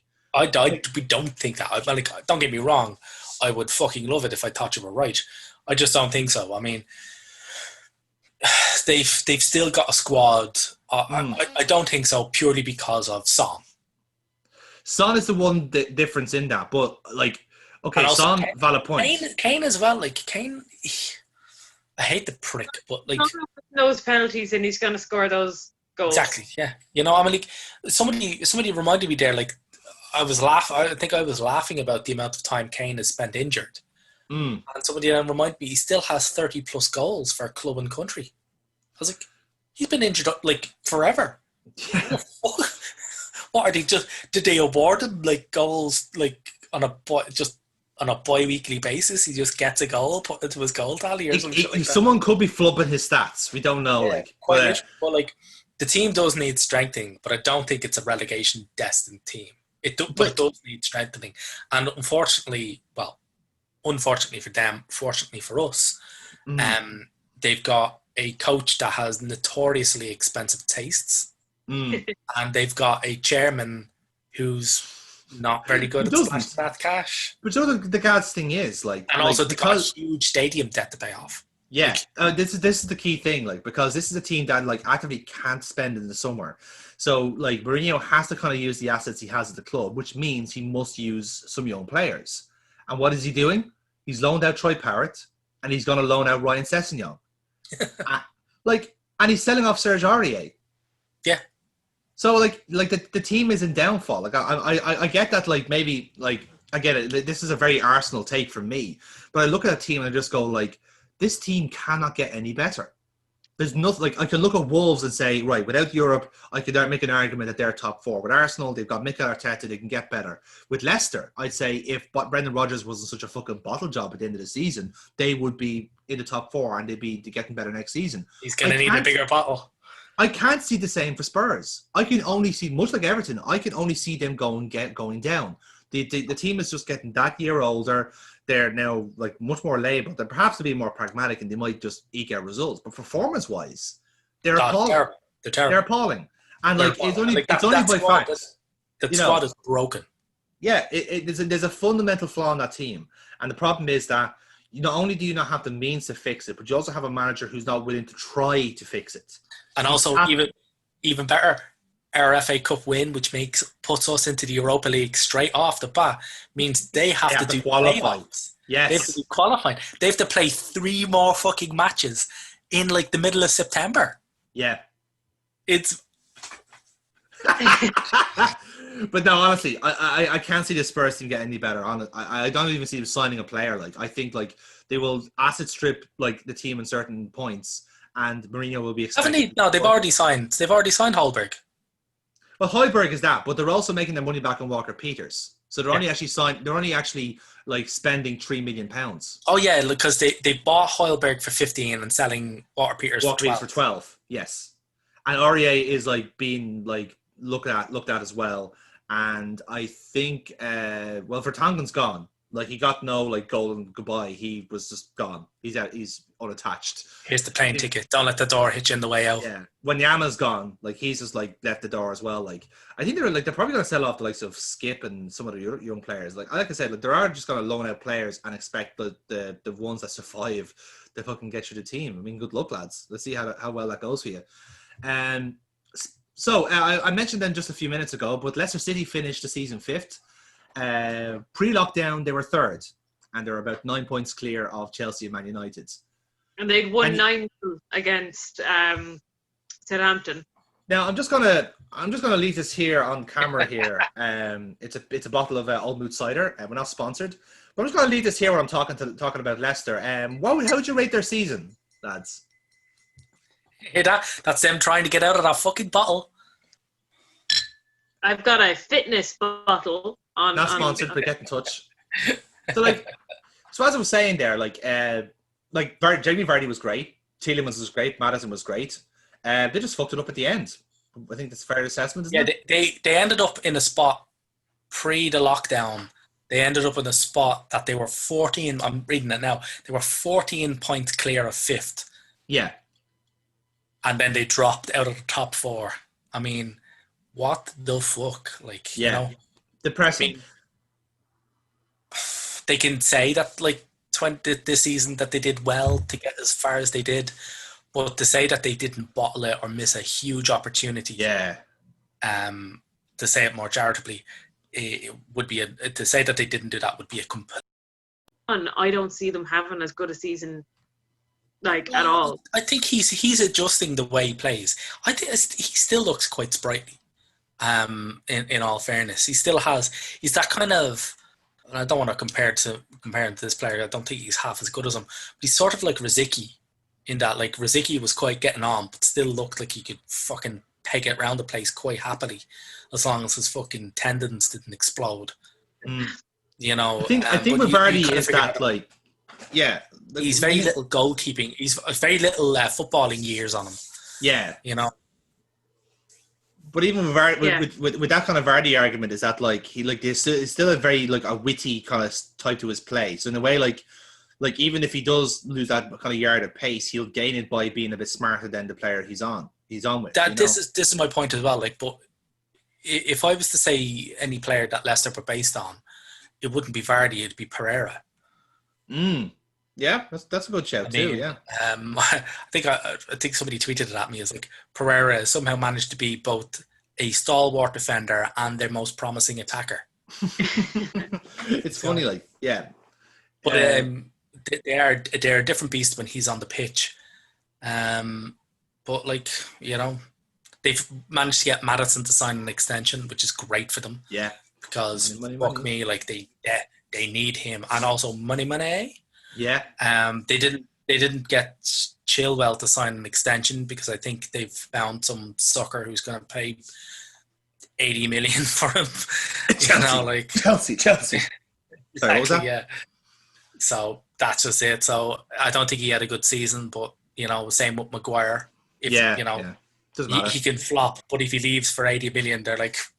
He had a great season, top performer. Yeah, he was fucking brilliant, man. Fucking rocking defense, fucking Easter Island statue there, man. Go for it. Yeah, exactly. So we move on to the top 4 then, and our top 4 consists of Chelsea and Man United, both on 66 points. And I was going to talk about these two together, really, because by and large, I feel like these two are kind of the same team. When you look at it, both have problematic goalkeepers. Both teams have like really like impressive attacking for two very different reasons. Like Chelsea's is very formula or numbers oriented, if that makes sense. Like the attacking numbers, they like run with the ball, dribblers, and Giroud cleans up, or Abraham cleans up, whoever is on. Mason Mount is there to bring the conservatives into the play, and for Man United, like it's pure pace, pure raw, unadulterated, filthy pace, and in a way they both have the exact same issue. Is that like defense? They're both shit. They're both really, really bad. Yeah, and Man U and Chelsea is not going anywhere with those defenses and that goalkeeper. Mm-hmm. I mean, considering that one has potentially the most expensive goalkeeper on the planet, or somebody who would have been at one point the most expensive goalkeeper on the planet, and the other actually does have the most expensive goalkeeper on the planet, and that they're both racking up some of the worst goalkeeping stats in Europe. Yeah. Bizarre. But that's... At the start of the season, like we had wildly differing opinions on who was going to get into the top four, and I'm fairly sure I said Chelsea wouldn't because of Frank Lampard kind of being so naive and new to the job, I suppose, and in a way, they were so inconsistent. There was always a chance that they could drop out, up until, I suppose, COVID hit. And then it kind of came cemented in that they were probably going to make it into the top four. Yeah. They have, again, this is my train of thought earlier on when I was saying, is there any other fan base that are as distraught with their club as us and maybe Everton? And I was like, what do Chelsea fans think? Because, obviously it's a good achievement for them knowing their squad and their, to get into the top four. Are they happy with that? Are they, the whole Willian leaving because he was only getting offered 2 years extension. That's a bit of petulance and whatever. And, are they happy with he's been going for free to, a London rival? All these kind of things go through my head, and I was like, do other people feel like the club is run like shit? I've spoken to Chelsea fans, and I certainly get the impression from the fan base that they don't like Willian. So in a way, even though he performs exceptionally well for them, they're not too cut up about losing him because, and again, I think this goes back to the philosophy of Chelsea fans generally, is that they're happily assured that they will spend money to replace these people. And it is just their solution to everything. And I hate it. I fucking hate it because, okay, I know I can't perhaps talk here because we spent 70 on Van Dijk and 40 on Fabinho, 60 on Alisson. But here's the difference. We spent that money because we needed to, and we built a spine for our team to win Premier League titles with. Chelsea and Man United don't necessarily have that at the moment, but I think they will in time.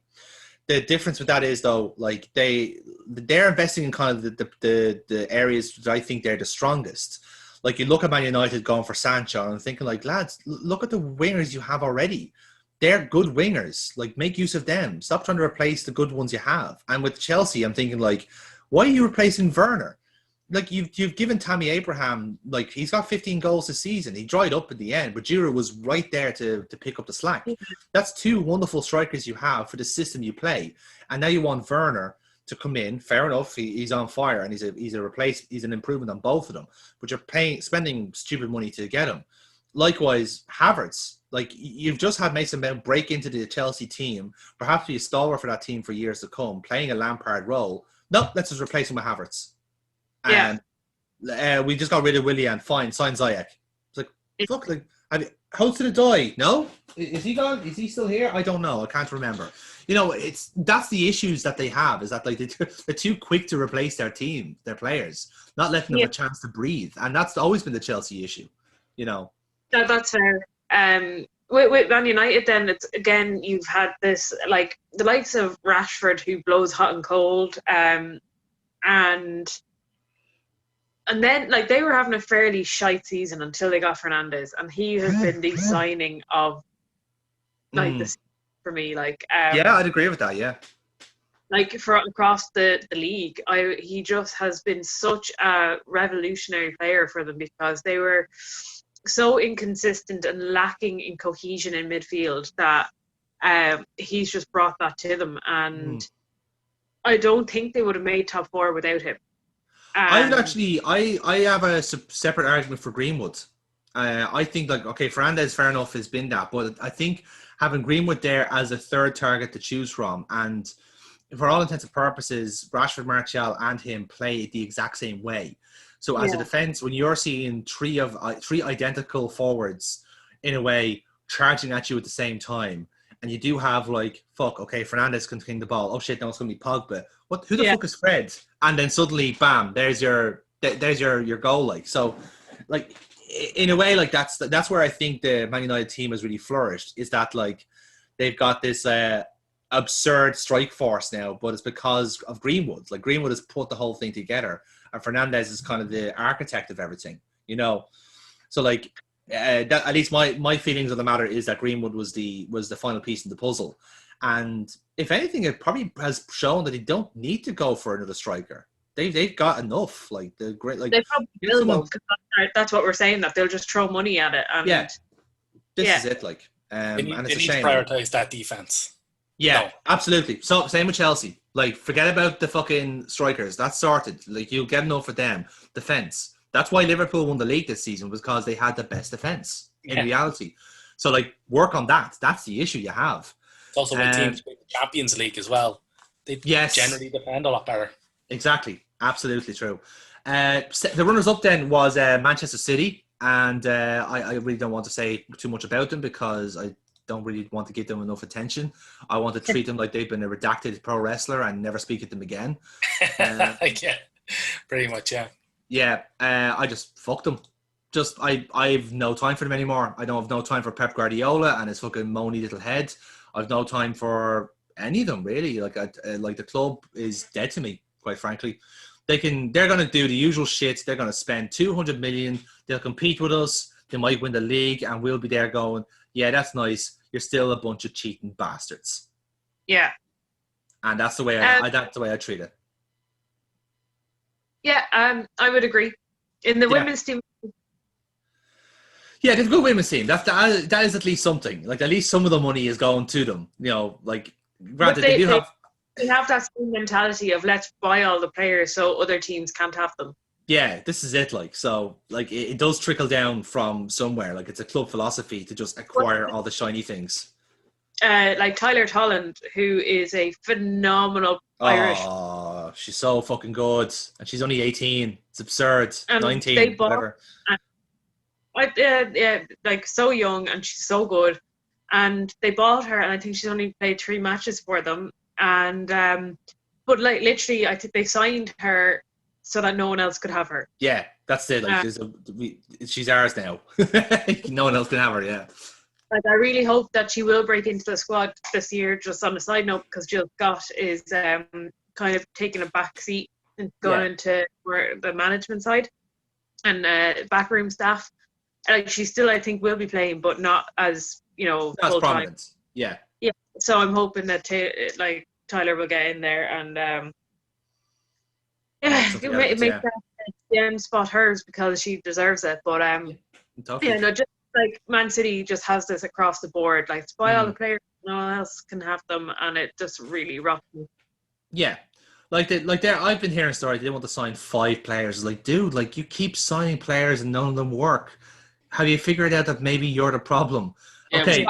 It was bad enough when Chelsea were doing it years ago. Yeah. And, so, like, But they're going to fork out. They could fork out tons of money for Chilwell when they just signed a left back with Alexandro, and he turned out to be terrible. And they still have Benjamin Mendy on the books but his hamstring is made of fucking glass. Like, these are your problems. Scout better. Stop signing injury-prone players. Stop signing precocious talents. Just sign players that'll win you fucking league titles. It's not hard. Jesus Christ, like. And then you have no right then to fucking moan about it afterwards. We're going like, well, like, Liverpool had less matches to work with. It's like, fuck off. You spend 200 million every single year, and you have UEFA in your fucking pocket. So you've got nothing to complain about. Nothing. You have one of the best coaches in the world. You have a fan base who's so fucking boring that, like, nobody really cares about them. And not even their own fans care about them. They don't even show up. The fucking empty arenas are empty anyway. There didn't need to be a fucking pandemic. and then suddenly, oh no, we're feeling hard done by because the UEFA are mean to us because of a German newspaper, and like, yeah, the only reason you didn't get banned from the Champions League was because they were the bans were too old. The actual story was too old. That was the only thing that was stopping it, was because it was time barred. They'd managed to delay the investigation Enough. past the point that the statute of limitations on it, because they actually pled guilty to obstructing the investigation, and then had most of the charges tossed out because they went past they were time banned. Yeah, they were time barred. Yeah, you know what? Fuck them. Fuck them. How is that even in the spirit of the law that somebody can obstruct an investigation past the time bar spot and still get off with it? You can't prove that they didn't do it deliberately. That's the most annoying part. Like, just enough of them. Enough of them. So yes, as we mentioned ad nauseum, Liverpool ended up on 99 points as champions. We've spoken at length about Liverpool like winning the title. So even as a Liverpool fan, I am not going to gloat that much about it. We've had the best defense. We played the most well games. Jordan Henderson was a fucking superstar all season. Real kind of captain's performance. In a way, they've just been like a solid team in a league where no one has really been solid. And it's been absolute garbage, man.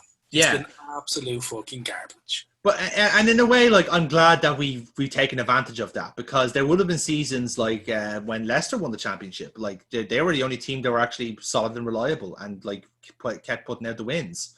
Whereas with like we will have seasons where like everyone's been ropey or shaky and no one's taken the initiative and won. We have this year and we've steamrolled everybody. We'll see if we can do it next season. I'd like to think we will, because we were not changing anything with the team majorly, just adding squad depth. But it is just seeing how far ahead of the chasing pack we actually are, you know. Or you time and resources into your women's team. In the women's team, yeah, I'd love that. I genuinely love that. I think we will get promoted, like, from the championship. I'd like to think so, because like we squad wise, we are a lot better than the championship. It's just a matter of like people caring about it. I would disagree there. I think some of the championship teams have actually got decent investment. The likes of like London Bees. Yeah, I was about to mention them. And London City Lionesses, who are a kind of a team basically fed up with the lack of support from parent clubs, from a couple different, like, I think it's like not Watford, couple Brentford, of like the women. Yeah. No, they're the Bees. Sorry, apologies, they're the Bees. No, but it's a couple of different teams that have kind of like sick of the investment from the men's team, so they just formed their own team. Yeah, it was Charlton. And they've got back. Yeah. So I think it'll be a fight for the Liverpool women. I don't think they're guaranteed to go back up at all. We'll see. I'm hopeful. It is. I know myself. Obviously, I was a supporter of the women's side of the sport as well. Like, was so upset to see that, like, Liverpool, like, I'm not a Liverpool fan by any stretch of the imagination, but just seeing how shit their team were treated by the like the club, and like the fact that they were playing on a waterlogged pitch, and we've mentioned this ad nauseum as well. Almost FAI level. Yeah. But no, it's just do more. Just do more. Just fucking pay attention to them. It's not hard. Yeah. It really isn't that difficult. Like, again, I don't know who's to blame for that. It does seem to be just an absence of thought with the women's team. Like, a lot of people are blaming FSG for it, which is a valid opinion, because the decline of the women's team has coincided with them taking charge. Although, like, granted, our last like league win was like the year or two into their reign, but like the influx of money, they have not kept up with the funding like the rest of the women's team have. So you can make that argument. A lot of people are thinking it could have been the chief executive, Peter Moore, not paying attention to the club. So there is a hope that Bill Hogan, who's coming in now as the new chief executive, might pay attention to them. There's also a lot of hope that Nike will put massive pressure on them to fund the women's team, because Nike has a strong like influence on the women's game. If you look at most of the strong women's team in the WSL, they're all Nike garbed up.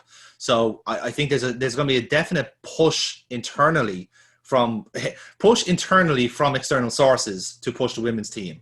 So I think Liverpool will be forced to care one way or the other. And with Tranmere they fixed that issue now by resurfacing Tranmere. So the actual issues they've had now is fixed. Because that's like they've attributed that the pitch to Tranmere getting relegated as well. So like it's in a way, like I'm hoping that those two approaches will actually fix things. And I don't think they were really going to like spend crazy in the championship anyway. Like, they weren't going to drag people. They've signed one or two players from the likes of Everton and a few like Swedish teams. So they've got decent enough players, but they'd be championship standards. And then if they get back to WSL, then they can make an argument to start spending crazy money. But again, it depends on if they have to secure promotion first. That's the first and only objective this season. So we'll see how it goes. So yeah, that is our league rundown, table rundown even. And next season we welcome Marcelo Bielsa's Leeds, West Bromwich Albion, and Scott Parker's Fulham into the league next season, which will be very, very exciting. That's mad. Sorry, Fulham. No, it's not Fulham, Neil. It's Scott Parker's Fulham. Oh, we're doing that thing now. With the we are doing that thing, yes. No, the rule does upheld. So, yeah, it does. So, with that then, we are going to jump into our regular fixtures, lads. It's time to settle VAR Wars once and for all. Pew!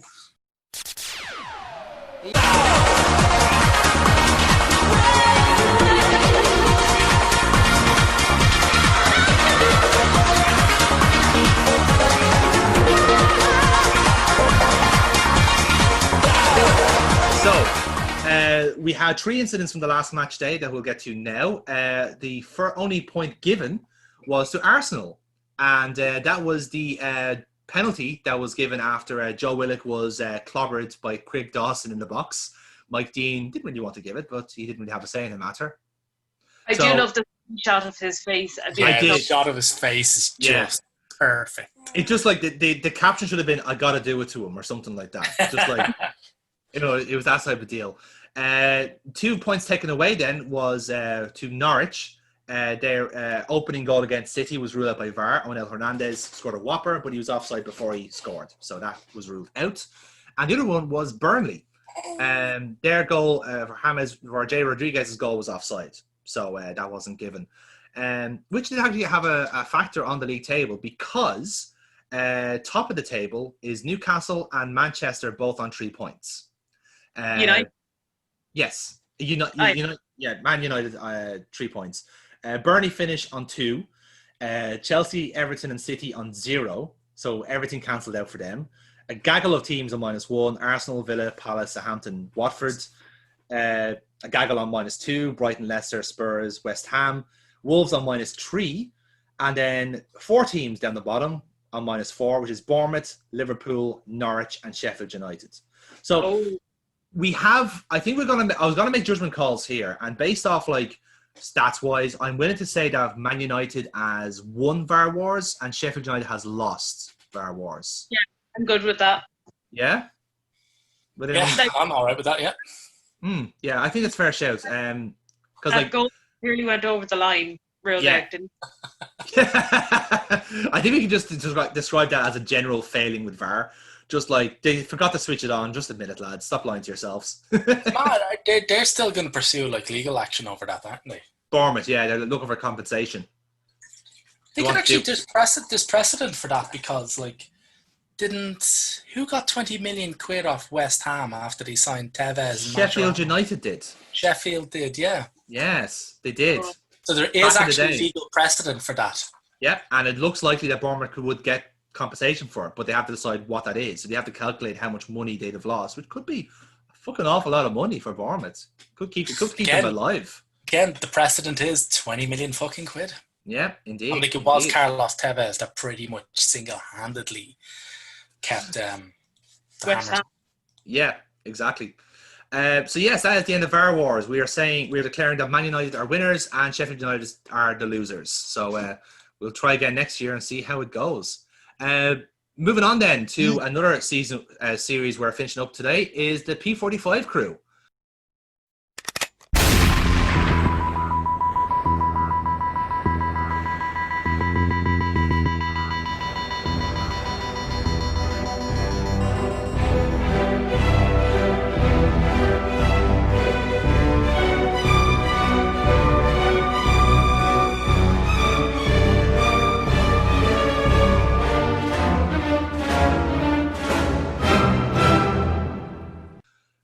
So, again, we've had the same problem. We have multiple winners, but two sackings to tell you about before at the end of the season. First of one was what we all know about, which is Eddie Howe. He left AFC Bournemouth after they got relegated. Now, they did beat Everton in the last game of the season, but Everton still get the kill. So they get the first point of the season. The second one to tell you about is about Paul Cook, who is the Wigan Athletic manager. So he resigned after Wigan got relegated, obviously because their owners are a bunch of bastards. But funny enough, their last game was a 1-1 draw against Scott Parker's Fulham. And would you believe that is Scott Parker's Fulham's second kill of the season? Oh. So we actually have 6 candidates for the P45 crew. We've got Bristol City. Their kills include Reading and Neil Warnock at Cardiff. We have Southampton, who's include Unai Emery at Arsenal, although technically that was Eintracht Frankfurt that got the kill, but details. And Watford, they forced the sacking of Kike Sanchez Flores, Mr. Sexy Cardigan Man.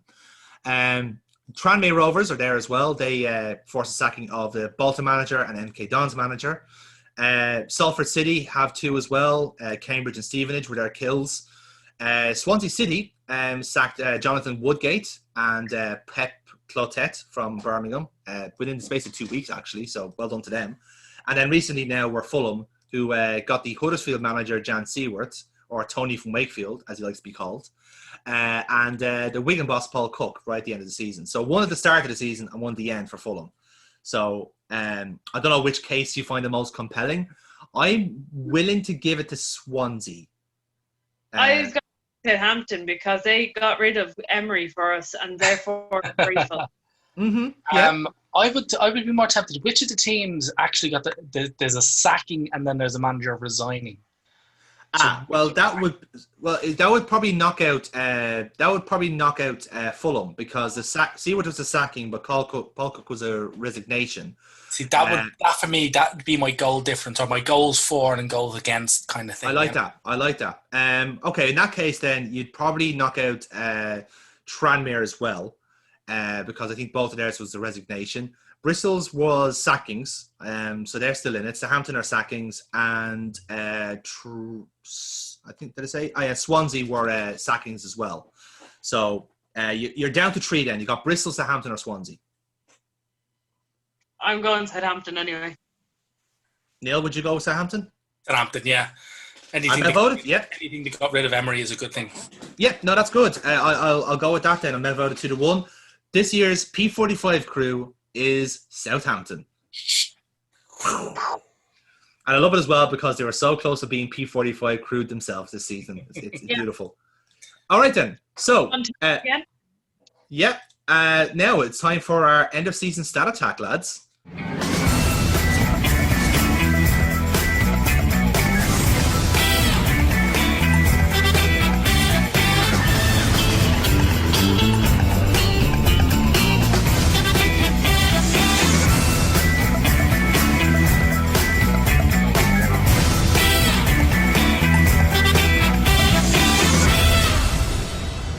So, I have gone into the depths of Opta, Squawka, and all the other stats places and got you a humdinger of a quickfire round.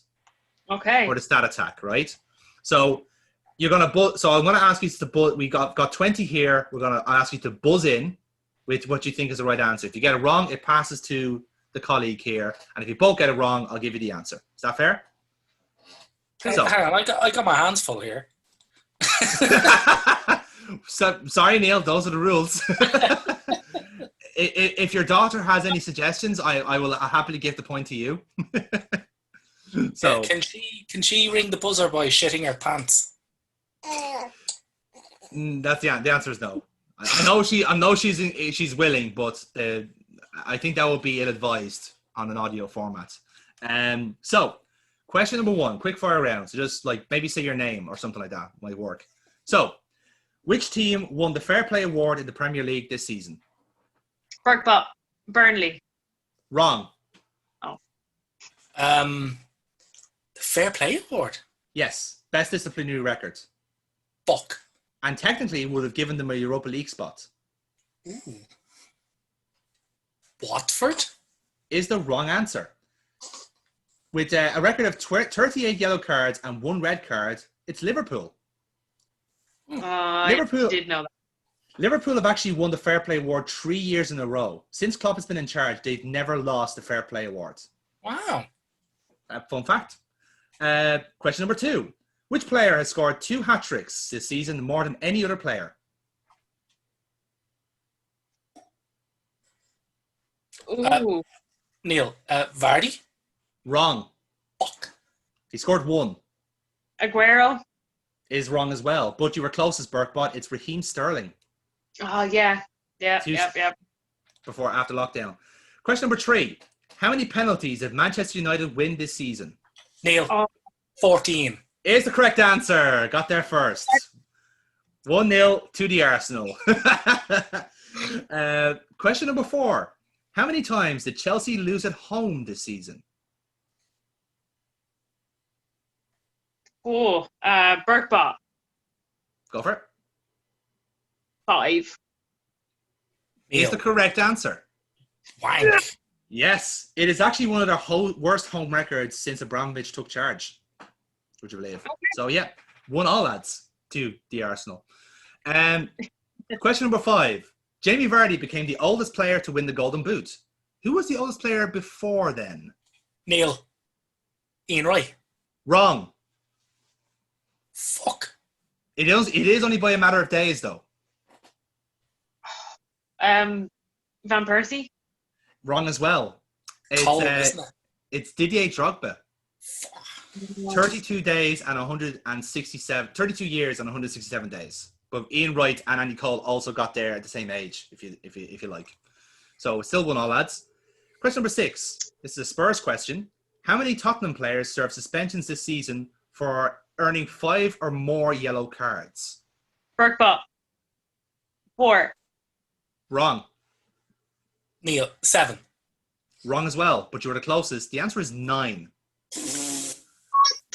Yeah. Spurs has the second worst disciplinary record ahead of Arsenal, but they've racked up the most yellow cards. Harry Winks, Momo Sissoko, Toby Alderweireld, Ben Davis, Giovanni Lo Celso, Davinson Sanchez, Eric Dyer, Christian Eriksen, and Danny Rose all served suspensions this season. Wondered why. Cards. Yeah. So, question number 7. Still 1-1, lads. Which team went the entire 2019-2020 Premier League season without an English goal scorer? Oh, I saw this. I saw that and I was like, oh, that's a cool fact. Fuck it. Any takers? Neil, Wolves. Is the correct answer. Their only English team player in the team is Connor Cody at the minute. Yes, to be fair. Come on. I just went for that because they have the entire population of Portugal on their bus. Exactly. It was a good guess either way, So yes, 2-1 to Neil. Question number 8. Which player gave away 5 penalties this season, more than any player ever in one Premier League season? David Luiz. Is the correct answer. 2 apiece. Shock horror Sorry, there. grabbing my fucking arm hair. I couldn't say anything. Yes, the girls are working together. Some sort of weird female telepathy. Nope, this fucker. Question number 9. Who scored more goals for Sheffield United this season? The defenders, midfielders, or strikers? Oh, I'm going to say midfielders because it might be too obvious to go defenders. It's the wrong answer. Oh. Strikers. Is the correct answer.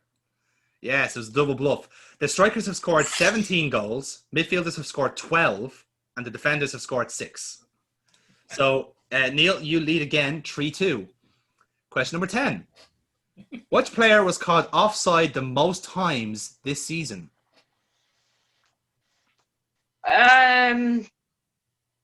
Abraham. Is the wrong answer. Oh, okay. What was it? Sterling? Not Sterling, no. The Kane. correct answer was Burnley star man Chris Wood. Oh, He's been caught offside 35 times this season. Oh, God. Yeah. Yeah. By oracles. Harry Kane essentially was second with 32. I always just want to say Walcott. Yeah, Walcott's born offside, in fairness. Here's one for you. Question number 11. How many Irish players appeared for Southampton this season? 3. Is the correct answer. The answer is Shane Long, Michael Obafemi, and Will Smallbone, who played 9 times and got 2 assists. I counted visually on the camera. Do I get any points for that? It's an audio format, Burtball. No. You didn't listen to me when I said I had my hands full, so I couldn't actually say shit. And you're like, nah. Yeah, exactly. I think I'm getting distracted by the baby more. Yeah, that's fair. That's fair. He's There's no possible working against you chance. now. There's no possible chance she's distracting you more than me right now. It's all running a game of interference, lads. So, Yes. Neil, you lead 4-2 now. Question number 12. Alex Iwobi made 25 appearances in his debut season at Everton. How many goals did he score? 2. Wrong 1. is the correct answer. He scored 1 goal this season. Embarrassing. Yeah. 40 million well spent. Isn't it like 1 goal and 1 assist, like 2 goal? What they say, So goal and just ball. 1 goal. One Just goal. 1 goal. He's not No even assists. He's no assists. Fuck. No assists. Just 1 goal out of 25 games. That's it. 35 million well spent, baby. Absolutely.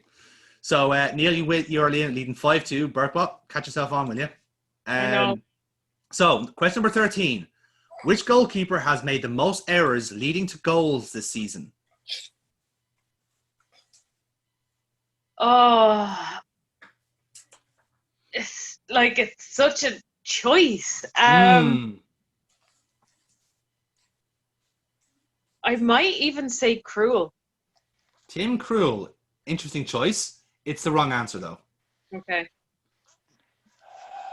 Pickford. It's also the wrong answer.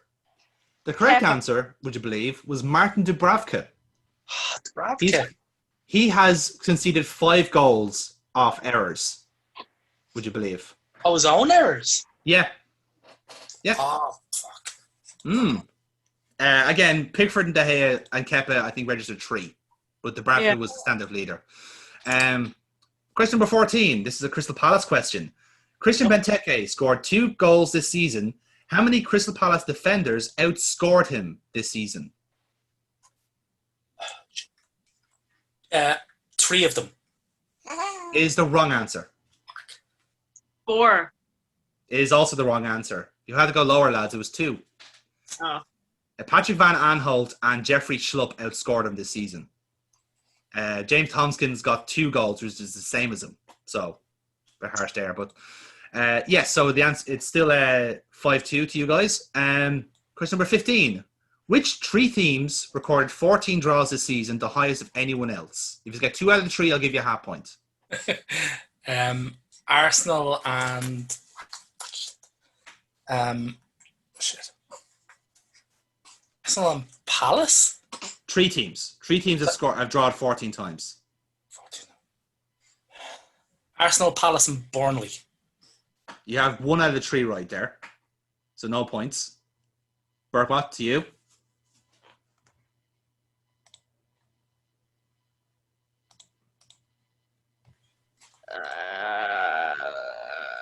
What was Sheffield? Sorry, can you give me them again there? My internet dropped out. Arsenal, Sheffield, and Everton. You also got 1 right. Arsenal did draw 14, but so did Wolves and Brighton. Fun fact, that was my Brighton question for this quiz. That's the only thing interesting I found about Brighton.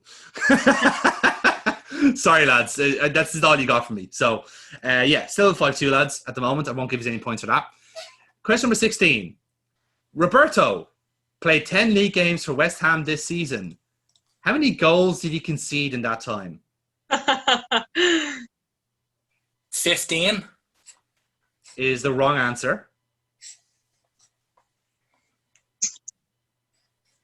How many games did he play? 10. 10. 10 league games. I know it was a ridiculous now. I might say 17. And you would be correct. The answer was 17. The fight back is on, lads. The fight back is on. Yeah, he conceded 17 in 10 games. In all fairness, I'm currently getting spat all over, so I'm at somewhat of a disadvantage. It's a Friday night for Burkbot. She's doing the exact same thing. Okay, so the answer. So it's 5-3 with 4 questions to go. This is very exciting. Question number 17.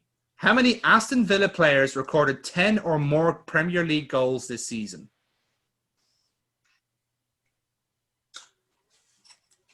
None of them. None.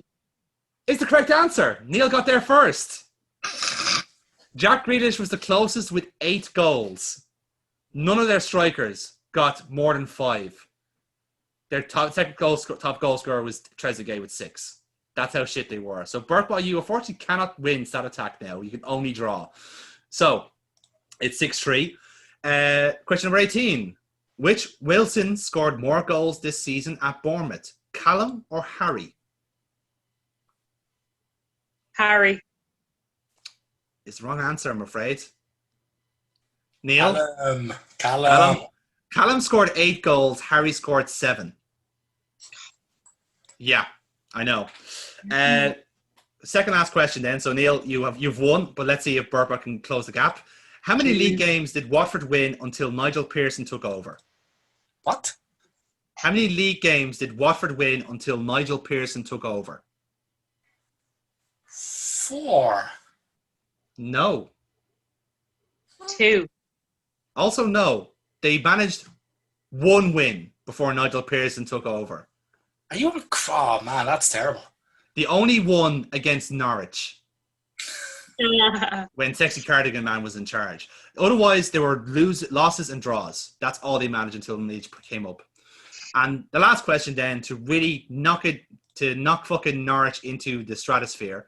How many goals did Norwich's strikers score if you exclude their top goal scorer, Timu Puki? 4. Wrong. It's something like 11. So Pookie scored 11, but outside of 11, outside of his scores, who else? What else of his strikers scored goals? Isn't it something like dismal? It's like 14 or something like that. So if you clocked it back, then you'd say 3 goals. Yeah. Is the wrong answer, but you were closest. 2 goals. Oh, wow. 1 for Joseph Dermich, who came in January, and 1 for Dennis Serbany, who left in January. All the other strikers' goals were all Pookie with 11. That was so bad. It's actually just upsetting Aaron really. Exactly. So yes, Neil, you've won the big end of season stat attack. Don't you love to see it? Hey, great day for the parish. So, guys, we're gonna call it there. I think we've had it. That's a very meaty podcast. When we come, we're going to do another podcast in 2 weeks' time for our Champions League, and on that podcast, we're going to give out our CODs of the season. I think we're going to give it plenty of time. Let us flesh out those CODs and really just vent our fury at the season we've had. So, thank you very much for watching this and listening, indeed, to this Premier League review. More of the same in 5 weeks, lads, I guess. But first, we've got Champions League to deal with and Europa League.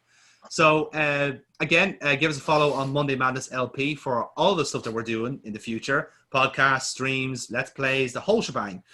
You'll find them all there. Or perhaps you're watching the video version of this on Nerds or Us, whichever you happen to get to first. But for now, lads, as I send this home, as everyone else plays with the baby, I've been Jonathan, that's been Burkbot, that's been Neil, and baby Aaron. We'll see you next time, because that was Liquid Football. Bye. Bye.